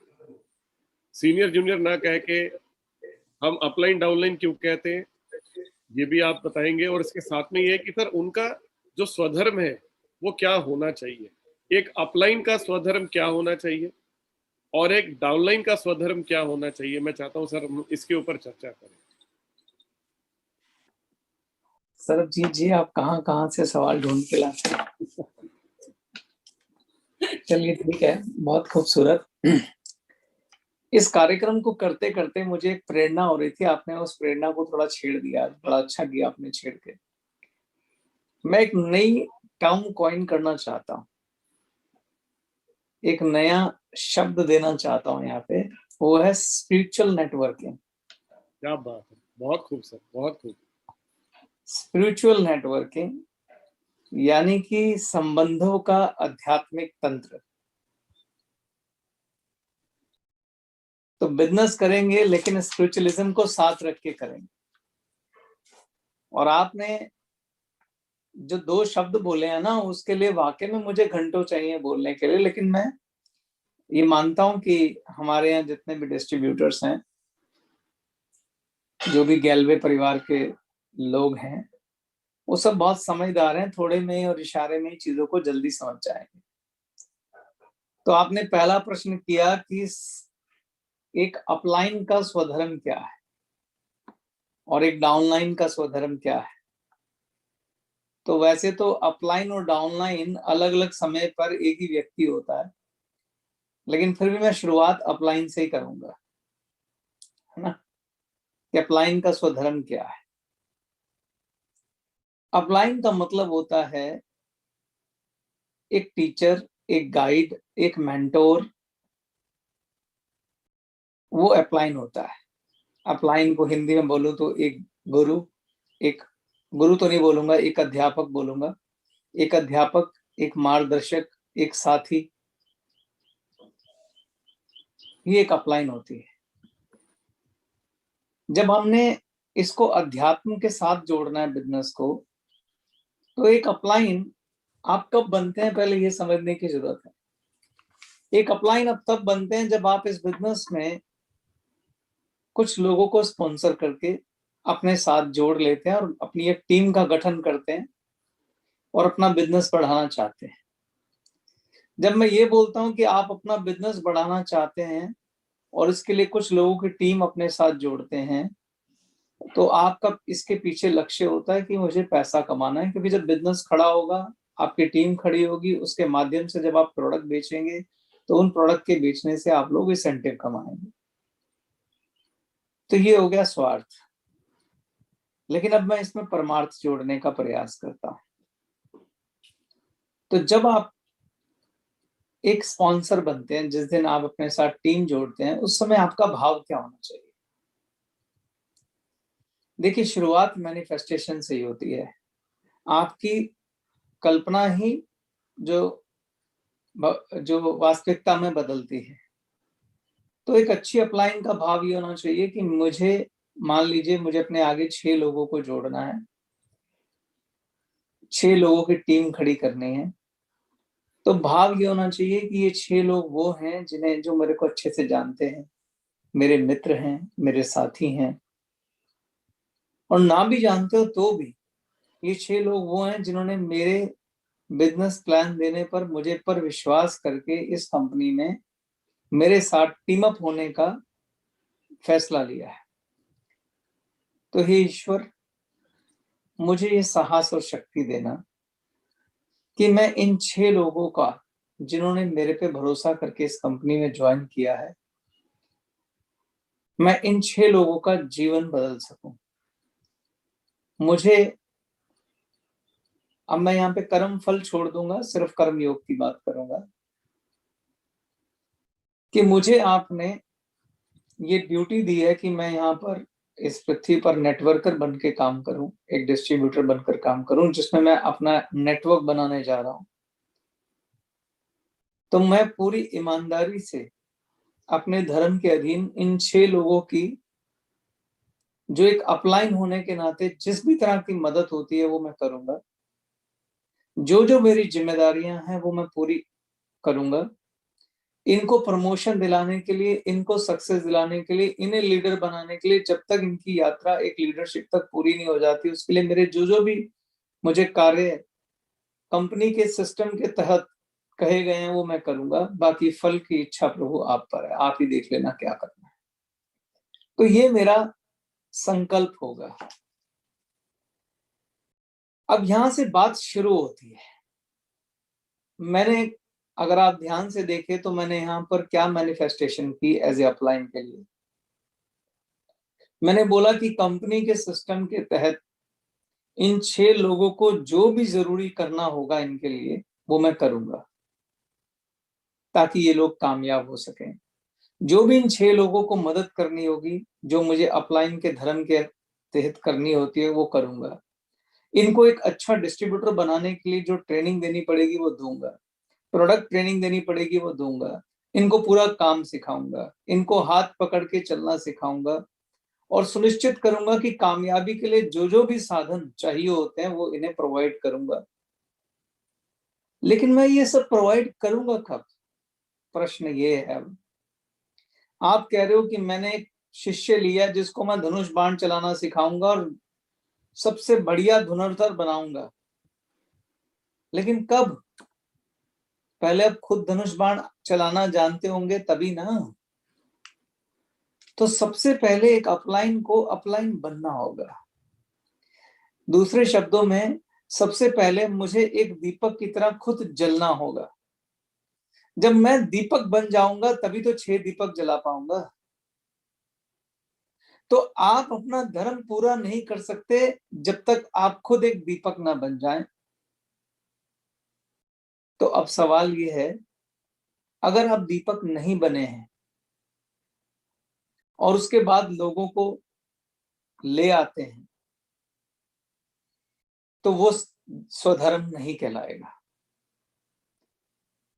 स्वधर्म के लिए आपको एक दीपक बनना है, क्योंकि हमारा बिजनेस डुप्लीकेशन का बिजनेस है।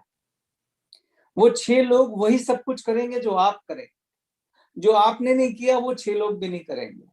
ये वैसी बात है, एक पिता अगर सिगरेट पीता है वो अपने बच्चे से कह नहीं पाएगा बेटा तू सिगरेट मत पीना, क्योंकि वो खुद पी रहा। आपके संस्कार आगे जाते हैं।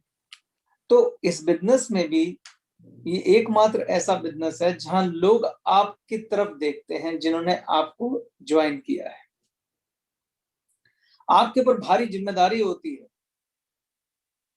किस तरह की जिम्मेदारी है? एक कल्चर को मेंटेन करने की, कि कैसा नेटवर्क आप खड़ा करना चाहते हैं, किस तरह के संस्कार उस नेटवर्क में होने चाहिए।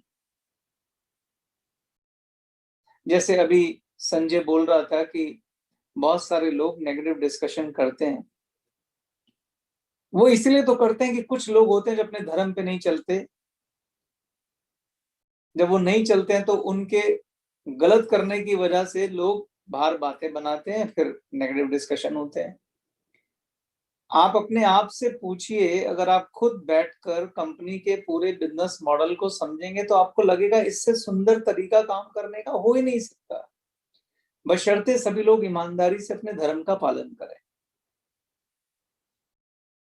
तो सवाल यहां से शुरू होता है कि एक अपलाइन का स्वधर्म क्या है? तो सबसे पहला उसका स्वधर्म है कि उसे खुद एक दीपक बनना होगा। अब दीपो भवा, पहले खुद एक दीपक बनना होगा। और खाली, जैसा कि मैंने आपको पहले भी कहा था, दीपक कैसे बनते हैं? पहला स्टेप है आपने ज्ञान लिया। जब तक आप ज्ञान नहीं लेंगे तब तक दीपक नहीं बन सकते। दूसरा, उस ज्ञान पे चलना होगा, अमल करना होगा। जैसे मैंने बताया था पिछले अपने एपिसोड के अंदर कि ज्ञान लेने के बाद मेडिटेशन करना जरूरी है। अब आप क्रिकेट की किताब पढ़ते रहो, ये एक किताब पढ़ ली, 2 पढ़ ली, 3 पढ़ ली, मगर खेलने का भी गए नहीं और कह रहे मैं तो सचिन जैसी बैटिंग कर लूंगा, ऐसा हो नहीं सकता ना। तो थ्योरी और प्रैक्टिकल दोनों चाहिए। ऑफ कोर्स आप जब ज्ञान लेंगे तो उसमें आप टेक्निक सीखेंगे, बातें समझेंगे, लेकिन जब तक मैदान में खेलेंगे नहीं तब तक काम नहीं चलेगा। तो ज्ञान प्लस एक्शन से आपको दीपक बनना है। तो एक अपलाइन का जो स्वधर्म है वो ये है कि आपको ज्ञान भी लेना है, जिसे हमारे यहाँ ट्रेनिंग बोलते हैं, और दूसरा उस ट्रेनिंग पे सच्चाई से, ईमानदारी से अमल करना है। और अपने भीतर ये हमेशा ध्यान रखना है कि जो भी आप काम करने जा रहे हैं वो आपकी डाउनलाइन उसे डुप्लीकेट करेगी। ये वैसी बात है, एक पिता जब बच्चों को पाल रहा होता है तो उनकी वाइफ जो है वो हमेशा यही कहती है कि आप जो भी काम कर रहे हैं बच्चे देख रहे हैं, वही वो भी दोहराएंगे। तो हम ध्यान रखते हैं कि हमें कौन सी बात बच्चों के सामने करनी है, कौन सी नहीं करनी है, या कौन कैसे संस्कार हमें बच्चों को देने। ठीक इसी तरह से आप कल्पना करें, मैनिफेस्टेशन करें कि आपका नेटवर्क कैसा होना चाहिए। एटलीस्ट अब आप बहुत सुंदर कल्पना कर सकते हैं, 40 दिन से ये कार्यक्रम 35-36 दिन से चल रहा है, कि कैसे लोग चाहिए हमें हमारे नेटवर्क करने। सोच के देखिए, अगर आपके टीम बन रही है और उस टीम में रोज आधा घंटा ये मैनिफेस्टेशन होती है, कितने सुंदर सपने वो सब देखेंगे। और सपने जो होते हैं वो बीज होता है, कल वही बीज जो है वो अंकुरित होके पेड़ बनता है। आप फील करके देखिए कि अगर आपकी डाउनलाइन में रोज ये कार्यक्रम आप चला रहे हैं आधे एक घंटे का, तो टेक्नोलॉजी का जमाना है, जूम के ऊपर भी चला सकते हैं, आधा एक घंटे का डिस्कशन कर रहे हैं और आधा घंटा आपने ये मैनिफेस्टेशन कराई। अभी सरबजीत जी ने बोला कि आपने 1 घंटा इस कार्यक्रम के लिए निकाला, मैंने कहा नहीं, मैंने बाकी कामों के लिए समय निकाला, ये तो करना जरूरी है। तो आपका एज ए अपलाइन पहला स्वधर्म यह है कि लोगों को सुंदर सच्चे सपने देना, ऐसे सपने देना जो वो सद्बुद्धि के साथ देखते हो और स्वार्थ और परमार्थ का संगम हो जाए। यहाँ पे अब रोज लोग अपने सपने बता रहे हैं कि क्या मैनिफेस्ट कर रहे हैं वो, और उन सपनों को ईमानदारी देना ताकि वो मेडिटेशन में जाके उन सपनों को देख सकें। हर एक के अलग अलग तरह के सपने हैं। आज से 5 साल बाद, 4 साल बाद आप कहाँ देखना चाहते हैं खुद को? हो सकता है आपको अपना घर खरीदना हो, आपको गाड़ी खरीदनी हो, आपको घूमने का शौक हो, आपको खूब सारा धन कमाने का शौक हो, आप चाहते हो मेरे बच्चे बड़े स्कूलों में पढ़े, हो सकता है आपके पास कर्ज हो और आप चाहते हो मेरा कर्ज मुक्त हो जाए, मेरा घर की मॉर्गेज खत्म हो जाए, मेरी गाड़ी की मॉर्गेज खत्म हो जाए, मैं देश विदेश की यात्राएं करूं। ये सब स्वार्थ वाले आपके सपने हो गए। इसके साथ परमार्थ भी जोड़ दीजिए कि घर बनाऊंगा बहुत बड़ा, लेकिन मैं अनाथालय भी बनाऊंगा, मैं या किसी अनाथालय में जुड़ जाऊंगा, विकलांगों की सेवा करूंगा, माता पिता की सेवा करूंगा, वृक्ष लगाऊंगा, पेड़ लगाऊंगा, गौ माता की सेवा करूंगा, कुछ भी, जो भी आपका मन कि प्रभु मुझे धन देना, मैं खूब दौलत कमाना चाहता हूं, अपनी खुशियां भी सुनिश्चित करना चाहता हूं और इस जग को भी जागृत करना चाहता हूं, ज्ञान भी बांटना चाहता हूं ताकि लोगों में सद्बुद्धि आए। इस हमारा जो भारत देश है ये खूबसूरत ज्ञान से ही बनेगा। कल्पना कीजिए जो प्रोग्राम आप 40 दिन से कर रहे हैं, अगर यही वाली सोचने का तरीका पूरे भारत के लोगों का हो जाए तो इस देश में खुशी तो हिलोरे मारेगी। आज भारत में लोग इतनी नकारात्मक बातें करते हैं, वो सारा दिन मैनिफेस्ट होती रहती। जब लोग अपने सोच के प्रति सजग हो जाएंगे तो लोग पॉजिटिव मैनिफेस्टेशन करेंगे और ये भारत बदल जाएगा, फिर से भारत सोने की चिड़िया बन जाएगा, फिर से भारत विश्व गुरु बन जाए। और ये करना कोई मुश्किल काम नहीं है। आप कहेंगे सर हम 10,000 लोग क्या करेंगे?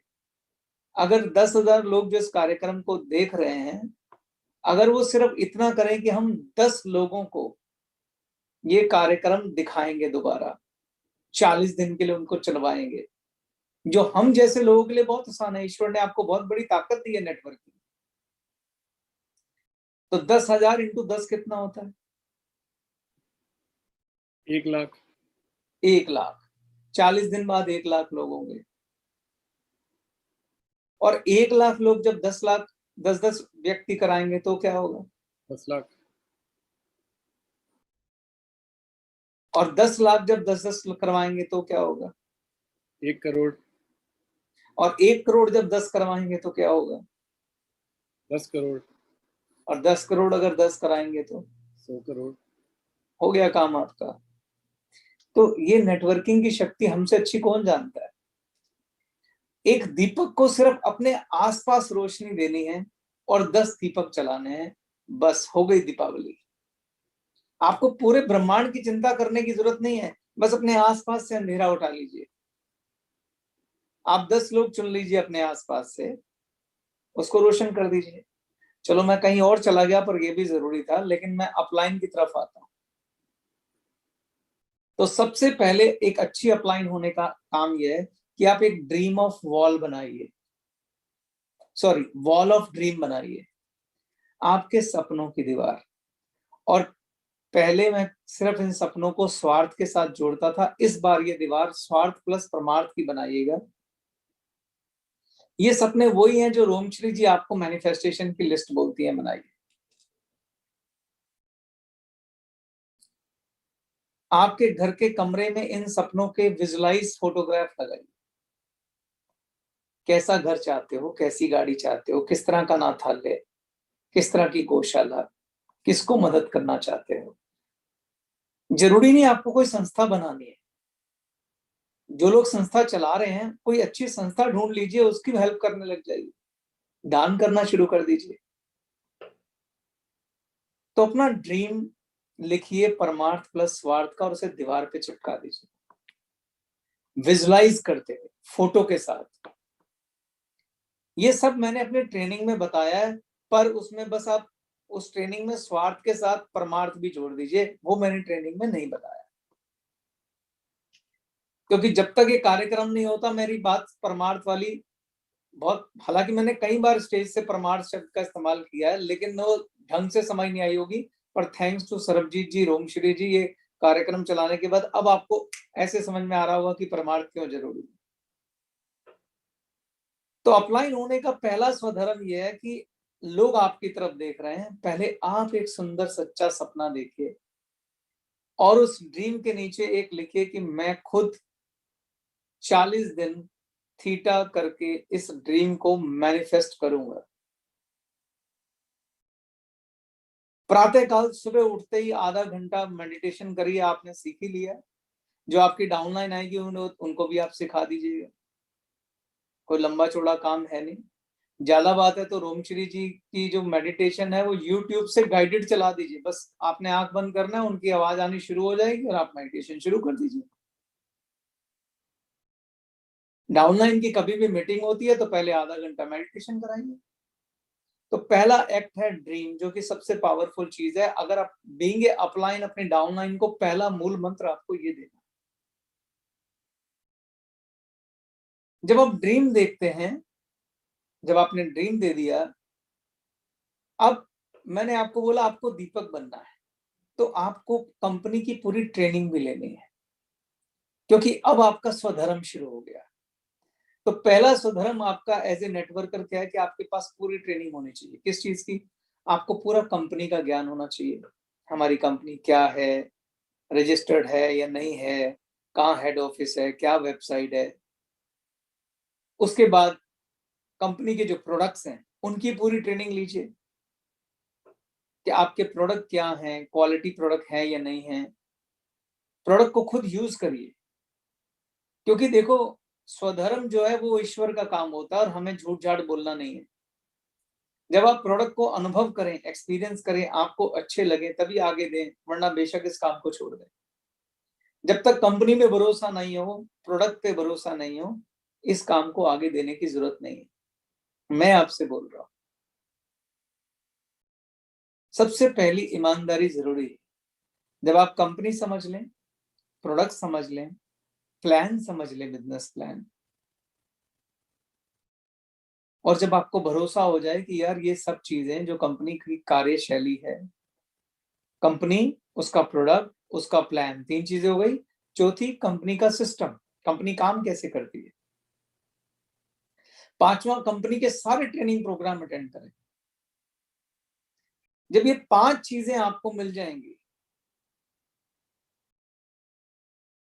सारे ट्रेनिंग प्रोग्राम जब आप अटेंड कर लेंगे, कंपनी की वेबसाइट आप अच्छे से खंगाल लेंगे, प्रोडक्ट देख लेंगे, प्लान देख लेंगे, एक्शन प्लान देख लेंगे, तब जाके आपको यकीन हो जाएगा कि इस कंपनी में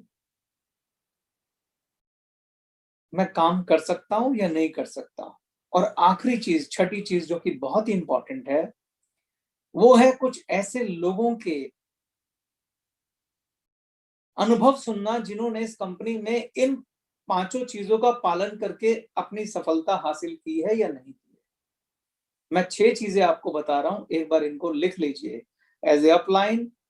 अपलाइन उसी दिन आप हो जाते हैं जिस दिन आप कंपनी में ज्वाइन कर जाते हैं, क्योंकि जिस दिन आप किसी को स्पॉन्सर करेंगे आप अपलाइन हो जाएंगे। तो अपलाइन बनने से पहले कि ये आपके स्वधर्म है, बिफोर बीइंग अपलाइन लिख लीजिए मुझे क्या होना चाहिए। उससे पहले किसी को इंट्रोड्यूस मत करिए। कंपनी के बारे में जानिए, नंबर 1। प्रोडक्ट की ट्रेनिंग लीजिए, नंबर 2। कंपनी का बिजनेस प्लान जानिए, नंबर 3। नंबर 4, कंपनी का काम करने का सिस्टम, कार्य प्रणाली, वर्क सिस्टम। नंबर 5, कंपनी की सारी ट्रेनिंग लीजिए। नंबर 6, कंपनी में जिन डिस्ट्रीब्यूटर्स ने जो कामयाब हुए हैं उनकी शेयरिंग सुनिए, उनके अनुभव सुनिए। कौन है वो, कहां से बिलोंग करते हैं, कामयाब होने के लिए उन्हें क्या करना पड़ा, कहां से चले, कहां पहुंचे, कितना वक्त लगा। क्या कुछ लोग हैं जिन्होंने यहां से घर बनाया, गाड़ी बनाई, कुछ लोग हैं जिन्होंने धन कमाया, जिनका जीवन बदला। और जब आप उनके अनुभव शेयर करते हैं तो अपने आप से उनको रिलेट करिए कि क्या ये कर सकता है तो मैं कर सकता हूं जो इसने बोला। प्रोडक्ट की शेयरिंग सुनिए, जो लोग प्रोडक्ट इस्तेमाल करते हैं उनमें किनको फायदा हुआ। फिर उनको खुद इस्तेमाल करिए प्रोडक्ट को कि इनको फायदा हो तो क्या मुझे हुआ। जब ये 6 चीजें कर लेंगे आप, तो आपके अंदर एक चीज पैदा होगी जो इस बिजनेस में कामयाब होने के लिए बहुत जरूरी है। उसको बोलते हैं पॉजिटिव ऊर्जा और आत्मविश्वास। जब तक आपके अंदर आत्मविश्वास और पॉजिटिव ऊर्जा नहीं है तब तक आपका दीपक जला नहीं है, पहले आप ये समझ लीजिए। यानी कि जब आप ये सारे ट्रेनिंग कर लेंगे तो आपके अंदर एक कॉन्फिडेंस आएगा, कंपनी को लेके, कंपनी के प्रोडक्ट को लेके, काम करने के तरीके को लेके, और एक पॉजिटिव ऊर्जा आएगी, आंखों में चमक आएगी कि यस आई नो ये बिजनेस काम करता है और इसमें कामयाब हुआ जा सकता है। जब ये पूरा कॉन्फिडेंस ऊर्जा के साथ, आत्मविश्वास के साथ आ जाए तो समझिए आपका दीपक जल उठा है। जब आपको 100% फेथ हो जाए कि अब मैं जो ड्रीम देख रहा हूं, जो मैं थीटा में मेडिटेट कर रहा हूं वो होके रहेगा और इस कंपनी में इस रास्ते पे चल के वो पॉसिबल है, वो भी बिल्कुल ईमानदारी के साथ, तो आपका दीपक जल उठेगा। अब आपके आत्मविश्वास का एक टेस्ट बताता हूं।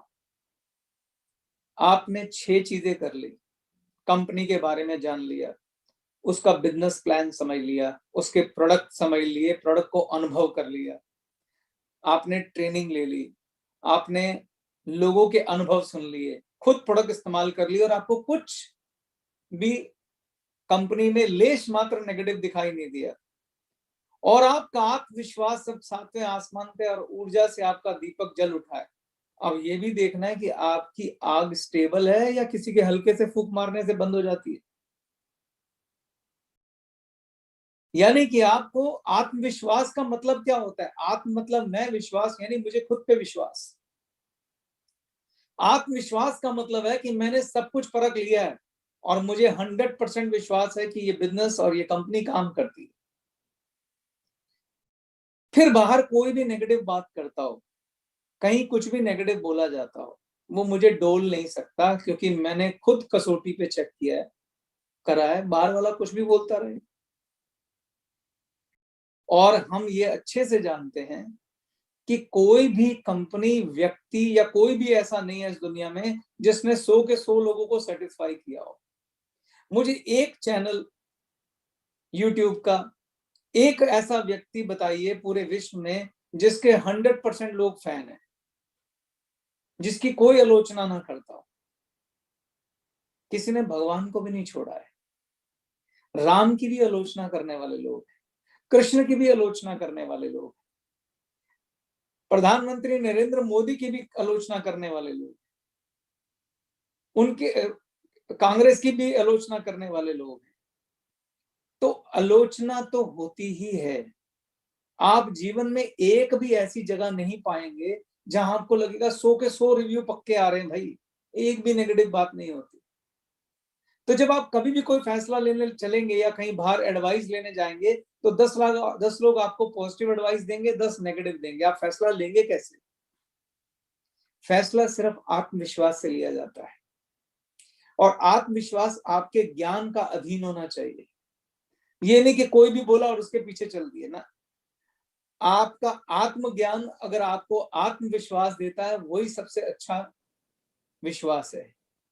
तो अपने आत्मज्ञान से अपना आत्मविश्वास इकट्ठा करिए और उस आत्मविश्वास के आधार पे अपना सपना संजोइए और उस सपने को, जिसमें स्वार्थ और परमार्थ दोनों है, उसको मेडिटेट करिए रोज। तो जब वो मेडिटेशन शुरू होगी तो आपका दीपक जल उठेगा। उस दिन आप बनेंगे अपलाइन का एक दीपक। उसके बाद करना क्या है? जब आप ये सब चीजें कर रहे हैं, उसके बाद आपने देखना है कि जैसे ये दीपक मेरे अंदर जला है आत्मविश्वास का, मैंने प्रोडक्ट इस्तेमाल किए, कमाल का है, बिजनेस प्लान बहुत अच्छा है, कंपनी के काम करने का तरीका बहुत एथिकल है, कंपनी बहुत शानदार है, सब कुछ बढ़िया है, कंपनी के डायरेक्टर तक हमको ईमानदारी से और सत्यता से काम करने को बोलते हैं। जब सब कुछ सुंदर लगे तभी काम करिएगा, नहीं तो करने की जरूरत नहीं है, छोड़ दीजिएगा बिल्कुल उसी समय। और अगर सब सही लग रहा है तो उसी समय समझ लीजिए कि ये कंपनी, जब ये फील आए कि मेरा जीवन बदल सकती है, तब आप अगली सोच लाइएगा कि अगर मेरा बदल सकती है तो क्यों ना मैं अपने 5-6 लोगों का और बदलूं। मेरा दीपक जल उठा तो मैं क्यों ना 6 लोगों का दीपक और जलाऊं, क्यों ना उनकी भी जिंदगी बदलो। और फिर अपना धर्म का पालन करते हुए हाथ पकड़ के ये सारे कार्यक्रम उन 6 लोगों को भी कराइए। उनको भी कंपनी, उनको भी प्रोडक्ट, उनको भी ट्रेनिंग, उनको भी बिजनेस प्लान की ट्रेनिंग, उनको भी सिस्टम पे काम करना सिखाना, उनको भी अनुभव सुनवाना।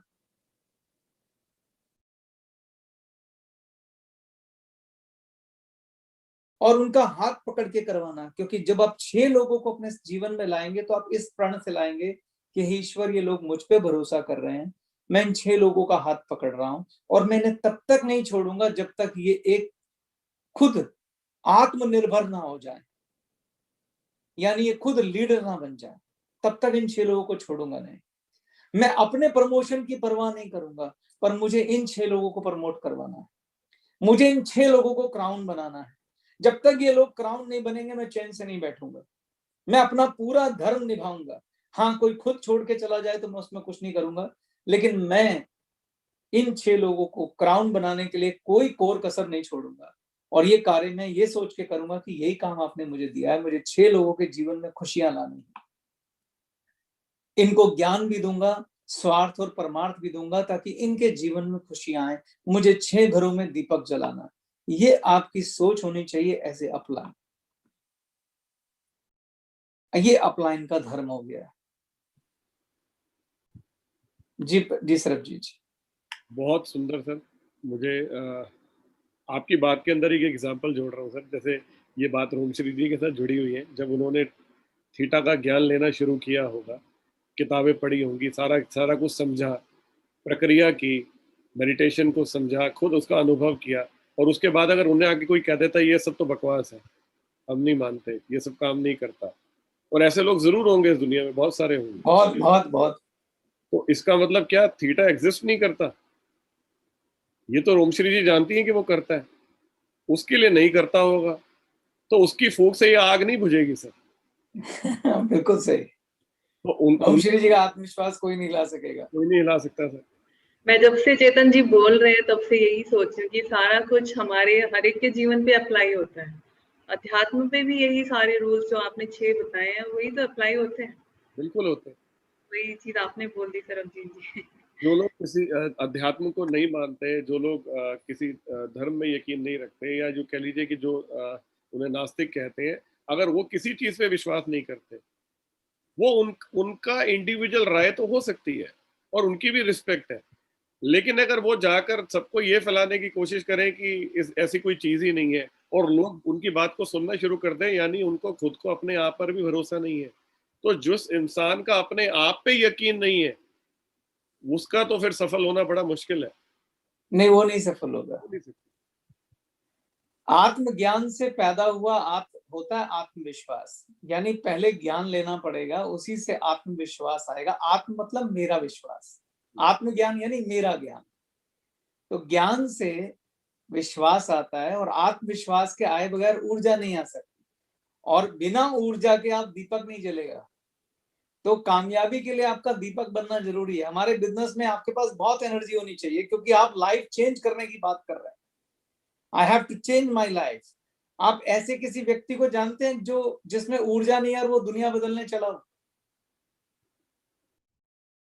आप अपना जीवन बदलने चाह रहे हैं, आप बहुत बड़ा बदलाव करने जा रहे हैं। उसके लिए सबसे पहली चीज जो आपको चाहिए, बहुत एनर्जी चाहिए, और एनर्जी सच्ची एनर्जी चाहिए। वो बिना आत्मविश्वास या कॉन्फिडेंस के नहीं आएगी, और आत्मविश्वास आएगा ज्ञान से। ज्ञान भी आपका अपना, उधार वाला ज्ञान नहीं, इसने कहा तो मान लो ना, तू कह रहा है तो मान लेता हूं ना। खुद ज्ञान लीजिए, खुद ट्रेनिंग लीजिए। गुरु मिल सकता है, मगर गुरु का ज्ञान चाहिए, खाली गुरु नहीं चाहिए। सर गुरु के साथ जो अगली चीज चाहिए ना, सबसे महत्वपूर्ण मुझे लगता है वो है समर्पण। मतलब यदि आप जब सीख रहे हैं और सीखते हुए यदि शंका है, आप उसको अपनी कसौटी पे जरूर तोलिए, आप उसे चेक करके अपने लॉजिक से जरूर देखिए। लेकिन जब आप ले रहे हैं उस पर अगर शंका है, अगर उसी पे डाउट है, तो वो ज्ञान आ भी नहीं पाएगा आपके पास। तो समर्पण बहुत जरूरी है। बहुत सुंदर सर जी। जी सर। यहाँ पे एक वर्ड और जोड़ देता हूँ, शंका खराब है मगर जिज्ञासा अच्छी है। हाँ, ये बहुत अच्छा है। शंका खराब है, यानी अगर आप ज्ञान जहां से आ रहा है, गंगोत्री के उद्गम से ही अगर आप डाउट करने लग जाएंगे तो गंगा भी गंगा नहीं रहेगी। लेकिन जिज्ञासा होना बहुत अच्छी है, ज्ञान के लिए जिज्ञासा की कंडीशन बहुत अच्छी है। तो आप खुल के प्रश्न पूछिए, समर्पण भाव से पूछिए कि मुझे ज्ञान चाहिए। जो भी अंदर से जिज्ञासा वाले प्रश्न आ रहे हैं वो जरूर पूछिए। प्रश्न पूछना बुरा नहीं है, लेकिन वर्ड होता है, क्या बोलते हैं उसको, एक वर्ड मैं भूल गया, हिंदी का बड़ा अच्छा शब्द होता है। तो प्रश्न पूछना बुरा नहीं है। एक लोग होते हैं ना जिनका लक्ष्य होता है, जो मतलब तय कर लेते हैं कि भाई हर तरीके से ऐसा प्रश्न पूछना है कि बस आज इसको हराना है।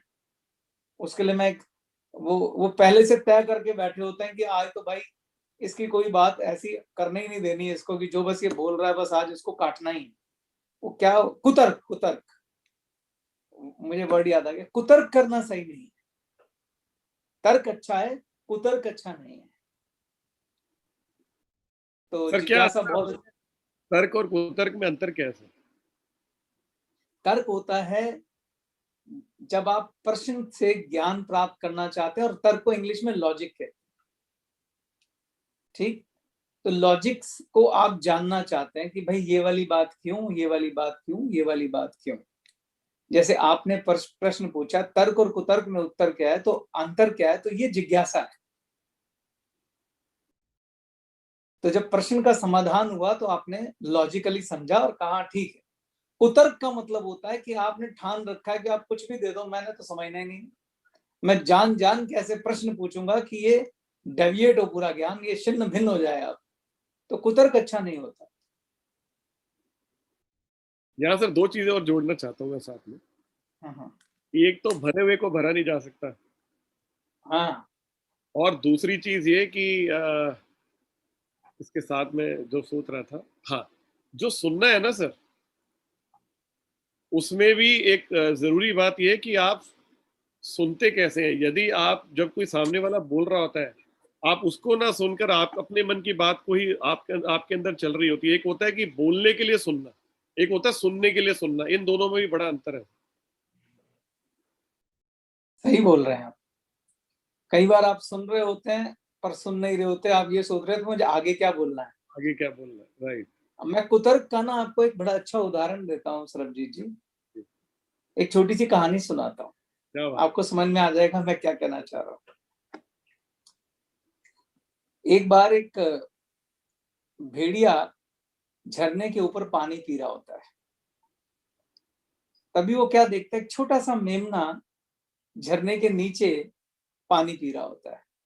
झरने एक ऊंचाई होती है झरने की, एक नीचे, तो नीचे मेमना पानी पी रहा होता है। अब भेड़िए के मेमने को देख के उसके मन में पानी आ जाता है कि यार मेरे को मेमना खाना है, लेकिन फिर वो सोचता है यार ये दुनिया क्या बोलेगी और मैंने मेमने पे अटैक कर दिया, कहेंगे छोटे से बच्चे को मार के खा गया। तो कहता कोई कारण बनाना पड़ेगा। तो वो भेड़िया मन में पहले ही तय कर चुका है कि मुझे मेमना मारना है। अब वो सोच रहा है मैं कारण कैसे बनाऊं। तो उसने उस मेमने को बोला, ओए तू मेरा पानी जूठा कर रहा है। तो मेमने ने तर्क दिया कि प्रभु मैं आपका पानी कैसे झूठा कर सकता हूं, आप झरने के ऊपर पानी पी रहे हैं, पानी तो आपसे चल के मेरे पास आ रहा है। तर्क तो बिल्कुल सही था। फिर उसने बोला, तूने मेरे पूर्वजों को गाली दी थी। तो उसने बोला, प्रभु मैं आपके पूर्वज को गाली कैसे दे सकता हूं, आपके पूर्वज तो पहले पैदा हुए थे, मैं तो अभी पैदा हुआ। अब ये भी तर्क सही था। अब भेड़िए को और कुछ समझ नहीं आया, उसने कुतर्क किया, कह रहा अगर तूने नहीं गाली दी तो तेरे पूर्वजों ने दी होगी। और वो नीचे आया और मेमने को खा गए। तो दैट वाज प्री डिसाइडेड। तो there is no question of logic. तो लॉजिक क्या करेगा, तो तर्क क्या करेगा।